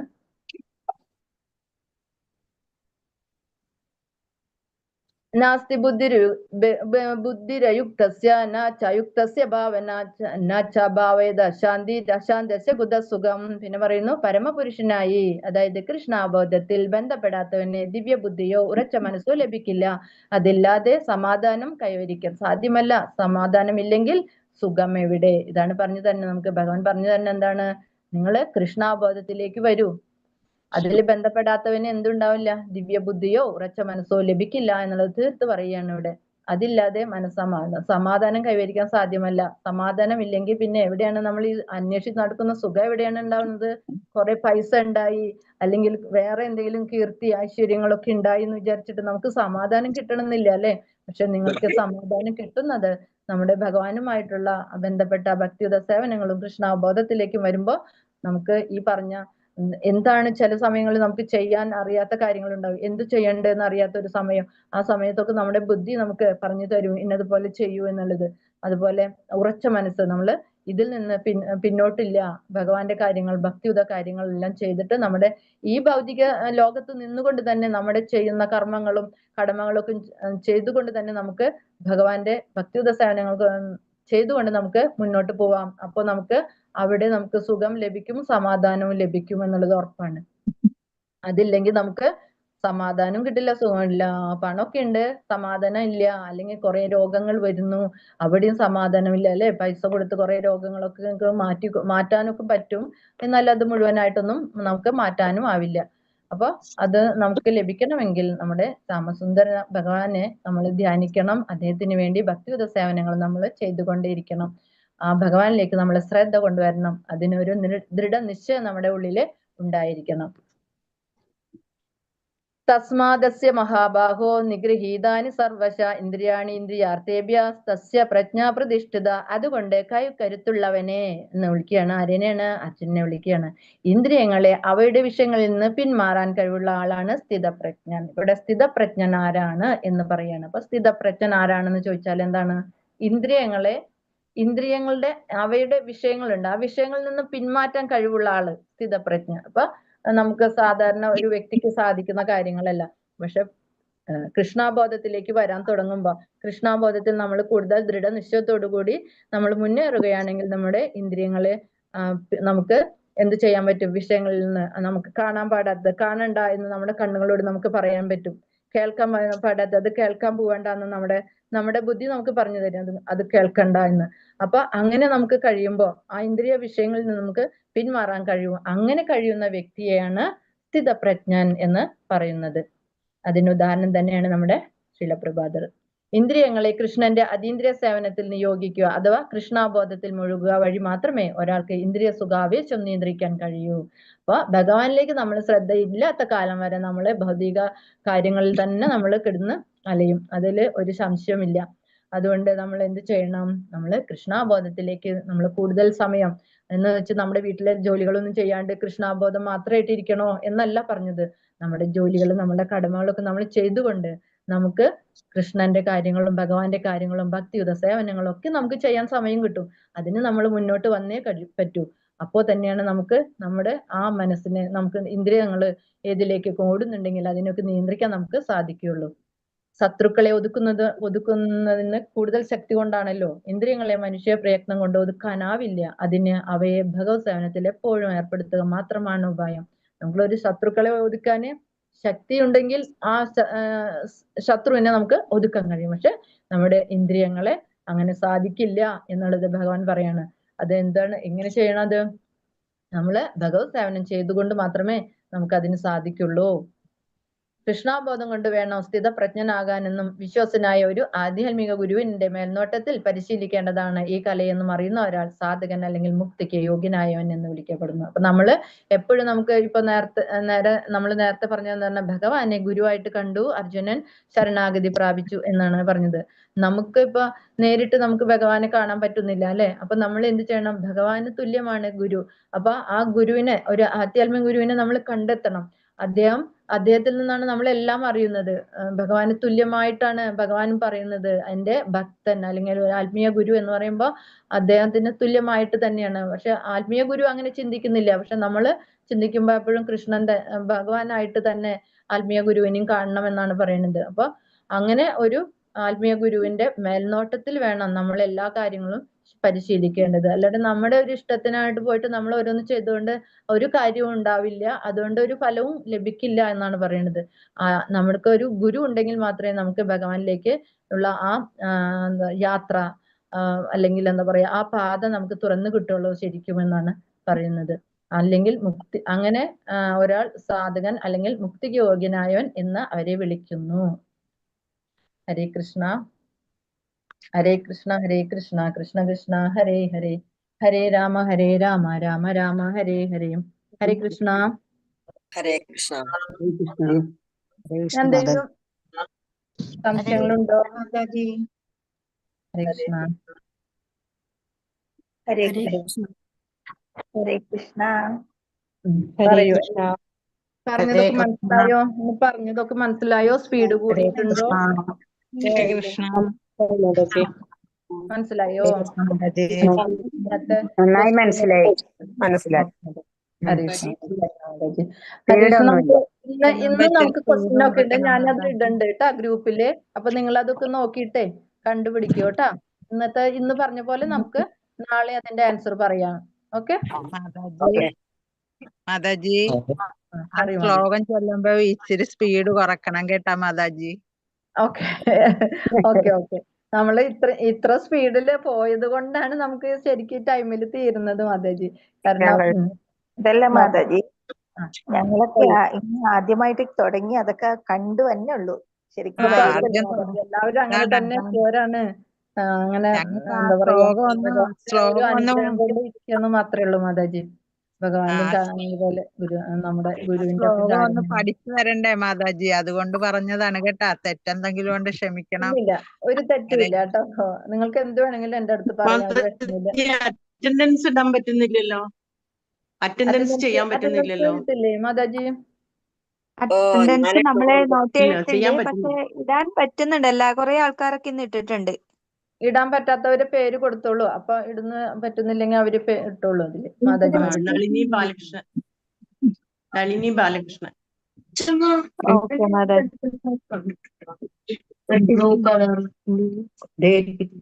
മോർന്നുള്ളതിനെ അമർത്തിയാ മതിയല്ലോ. ഡേറ്റ് മാതാജി ഓൾറെഡി ഒരു സെറ്റ് ഉണ്ടാവുമല്ലോ കലണ്ടറിൽ ക്ലിക്ക് ചെയ്യുമ്പോ ആവുന്നില്ല. സെറ്റ് ആവുന്നുണ്ടല്ലോ. സെറ്റ് എന്ന് കൊടുത്താൽ മതി. ഇടാൻ പറ്റില്ല മാതാജി. കുഴപ്പമില്ല, ഡേറ്റിന്റെ നോക്കാം. പേര് എഴുതിയിട്ടാ പോരെ മാതാജി? ഹരേ കൃഷ്ണ. ഡേറ്റ് വരുന്നില്ല. പേര് എഴുതിയിട്ട് ഇടാൻ കഴിയണ പറ്റണില്ലേ? സുമിത്ര,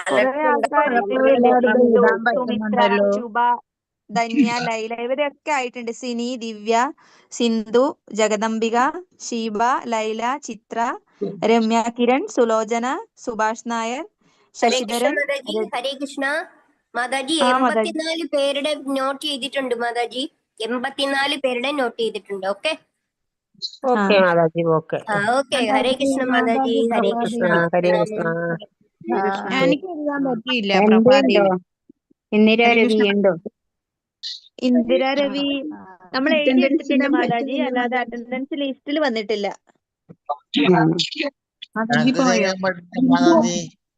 ഹരേ കൃഷ്ണ. ഇന്നലെ ഹരേ കൃഷ്ണ മാതാജി. ഹരേ കൃഷ്ണ മാതാജി. അറ്റൻഡൻസ് ഇടുന്ന എങ്ങനെയാണെന്ന് പറഞ്ഞു തരുമോ?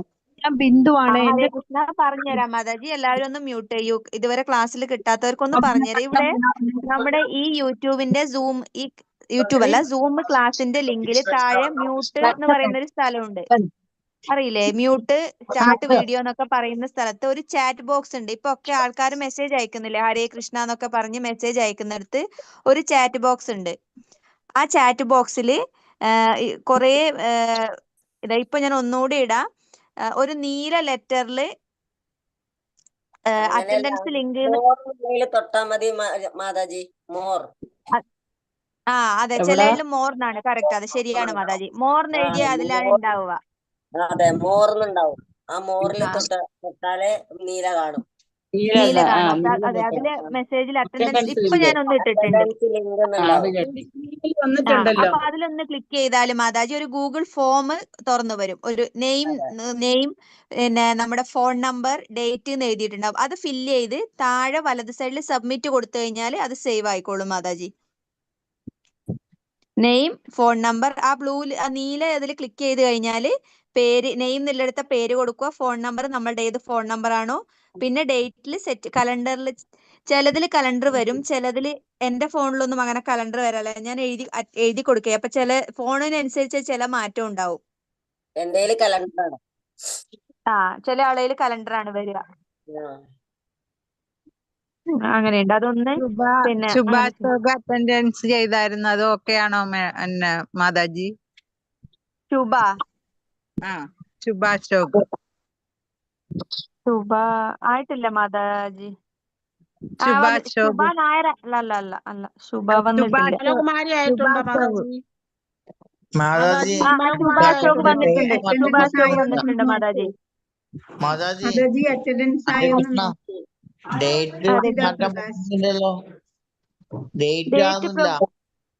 സെറ്റ് എന്നുള്ളതിൽ കൊടുക്കുമ്പോ വരുന്നില്ല.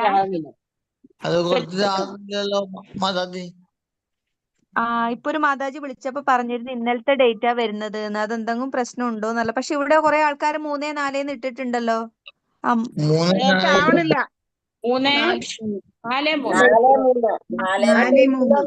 ക്ലിക്ക് ചെയ്യാൻ പറയൂ. ഇന്നത്തെ ഡേറ്റില്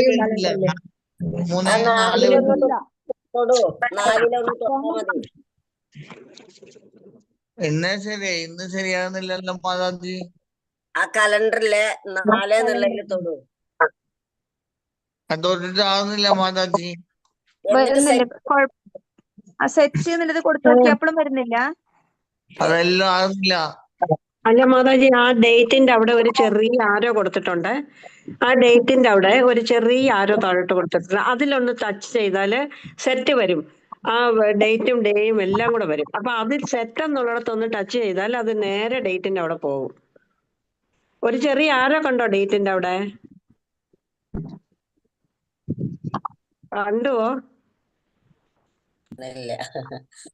ഒരു ചോദ്യം മാതാജി, അത് 3/4 2025 എന്നാണ് വന്നത്. 3/4/2025. അങ്ങനെ ഒരാള് പറഞ്ഞു 3/4 വന്നത്. 2025 കാണിക്കുന്നു മാതാജി. കുഴപ്പമില്ല, അങ്ങനെ കൊടുത്ത് സബ്മിറ്റ് ചെയ്തോളൂ. നിങ്ങൾ അങ്ങനെ കൊടുത്ത് സബ്മിറ്റ് ചെയ്തോളൂ, കുഴപ്പമില്ല. അതെന്തെങ്കിലും എറർ ആണെങ്കിൽ അത് ടെമ്പിളിൽ അവർ ശരിയാക്കും. എററൊന്നും ഇല്ല. 3/4 എന്നാണ് സാധാരണ ഈ സൂമിൽ വരുന്നത്. അങ്ങനെയാണ്. അതെ അതെ, അങ്ങനെ ചെയ്തോളൂ.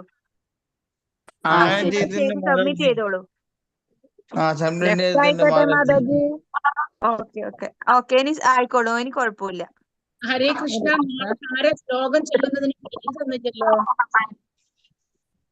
ഹരേ കൃഷ്ണ. ശ്ലോകം ചൊല്ലുന്നതിന്, പിന്നെ വിവർത്തനം വായിക്കുന്നതിന് എനിക്കിഷ്ടാണ്, ഞാൻ വായിക്കാം. മാതാജി, വായിക്കുന്നവർ ആരായാലും നാളെ കറക്റ്റ് 2:25 ആകുമ്പോൾ ജോയിൻ ചെയ്യണം. എന്താന്ന് വെച്ചാൽ നമ്മൾ ശ്ലോകം കറക്റ്റ് സമയത്ത് വായിച്ചാലേ നമുക്ക് 3 മണിയാകുമ്പോഴത്തേക്ക് അത് കംപ്ലീറ്റ് ചെയ്യാൻ പറ്റും. അതുകൊണ്ടാണ് ഇന്ന് നമ്മൾ ഉള്ള ആൾക്കാരെ വെച്ച് സ്റ്റാർട്ട് ചെയ്തത്. 2:25, നാളെ 2:30 ശ്ലോകം സ്റ്റാർട്ട് ചെയ്യുക. അപ്പോൾ 2:25 തന്നെ ശ്ലോകം വായിക്കേണ്ട ആൾക്കാരൊന്ന് ജോയിൻ ചെയ്യണേ. ശ്ലോകമല്ലേ? നാളെ 3-ാമത്തെ അധ്യായം അല്ലേ മാതാജി? അതെ, നാളെ 3 വായിക്കും. ആരാ പറഞ്ഞത്? പേരെന്താ പറഞ്ഞത്? ശ്ലോകം വായിക്കാന്ന് പറഞ്ഞ മാതാജി? ഇന്ദിരാ രവി. അല്ല, ഇന്ദിരാ മാതാജി.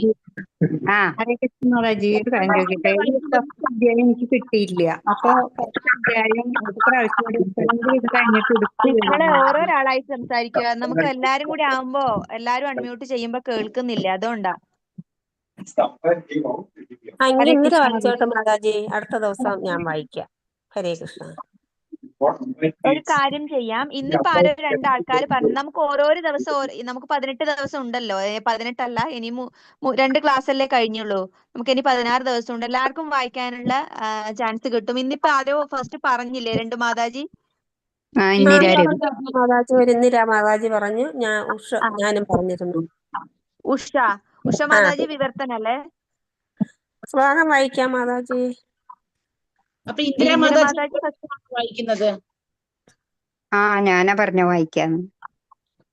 ശരി. അപ്പൊ ഉഷ മാതാജി എന്ന വിവർത്തനം വായിക്കും, അല്ല നാളെ ശ്ലോകം വായിക്കും? എന്താ ചെയ്യുന്നത്?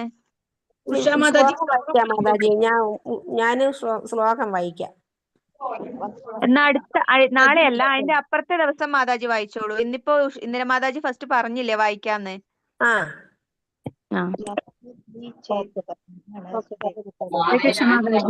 ഫസ്റ്റ് ചാപ്റ്റർ എനിക്ക് കിട്ടിയിട്ടില്ല. ഫസ്റ്റ് ചാപ്റ്ററിൽ എനിക്ക് ജോയിൻ ചെയ്യാൻ എനിക്ക് അറിഞ്ഞിരുന്നില്ല. അപ്പൊ ഫസ്റ്റ് ചാപ്റ്റർ ഇത് 18 അധ്യായം കഴിഞ്ഞിട്ട് ഒന്ന് എടുത്തു തരുമോ എനിക്ക്? മാതാജി, ഇപ്പൊ നമ്മുടെ ഇതേ ഗ്രൂപ്പിൽ ഫസ്റ്റ് ചാപ്റ്ററിന്റെ യൂട്യൂബിന്റെ ലിങ്ക് ഇട്ടിട്ടുണ്ട് മാതാജി ഇന്നലെ. അതൊന്ന് ചെക്ക് ചെയ്ത് നോക്കൂ. ഗ്രൂപ്പിൽ ആഡ് ആയിരുന്നില്ലേ മാതാജി? അപ്പൊ അതില് ഫസ്റ്റ് നമ്മുടെ യൂട്യൂബിന്റെ ലിങ്ക് ഇട്ടിട്ടുണ്ട് ഇന്നലെ. ആഡ് ചെയ്തിട്ടുണ്ടായിരുന്നില്ല മാതാജി. ഇന്നാണ് എനിക്ക് ഇത് കിട്ടിയത്, ലിങ്ക് കിട്ടിയത്. കുഴപ്പമില്ല, എന്നാ വീണ്ടും ഇടാം മാതാജി. ഇന്ന് വീണ്ടും ഇട്ട് തരാം. ഹരേ കൃഷ്ണ. ഓക്കെ മാതാജി, ഹരേ കൃഷ്ണ. മാതാജി ഇന്നിപ്പോ വിട്ട് കഴിഞ്ഞു കേട്ടോ മാതാജി. അവസരം തരണമായിരുന്നു. ഹരേ കൃഷ്ണ. സമർപ്പിക്കട്ടെ മാതാജി. മാതാജി. വാഞ്ചകൽപതരുച്ച കൃപാസിന്ധുഭ്യർജ പതിദാനം പാവനേവ്യോ വൈഷ്ണവേവ്യോ നമോ നമ അനന്തകോടി വൈഷ്ണവൃന്ദ की जय, श्रीला प्रभुपाद की जय, ഗുരു മഹാരാജ് की जय, ഇസ്കോൺ ഗുരു പരമ്പര की जय, സമവേത ഭക്തവൃന്ദ की जय. ഹരേ കൃഷ്ണ. എല്ലാവർക്കും പ്രണാമം. എല്ലാവർക്കും നല്ലൊരു ദിവസം തന്നെ ആവട്ടെ. നാളെയും ഇതേപോലെ എല്ലാവരും വരണം. എല്ലാവരും നന്നായി ഇതില് എന്താ പറയാ, ദൃഢനിശ്ചയത്തോടു കൂടി തന്നെ എല്ലാവരും വന്നിട്ട് എല്ലാം കേൾക്കുക. ഭഗവാന്റെ കാര്യങ്ങളാണ്. ആരും ഒന്ന് പിന്നാക്കം പോവണ്ട. 3 മണിയാണ് സമയം. എല്ലാവർക്കും ഉറങ്ങാൻ പറ്റിയ സമയങ്ങളൊക്കെയാണ്. പക്ഷെ നമുക്ക് കിട്ടുന്ന 18 ദിവസത്തെ ഒരു തപസ്സാണ് ഭഗവാന് വേണ്ടിയിട്ട് ചെയ്യാനുള്ളത്. അതുകൊണ്ട് എല്ലാവരും വരാൻ നോക്കുക. അപ്പൊ എല്ലാവർക്കും പ്രണാമം. ഹരേ കൃഷ്ണ. ഹരേ കൃഷ്ണ മാതാജി. ഹരേ കൃഷ്ണ. ഹരേ കൃഷ്ണ മാതാജി.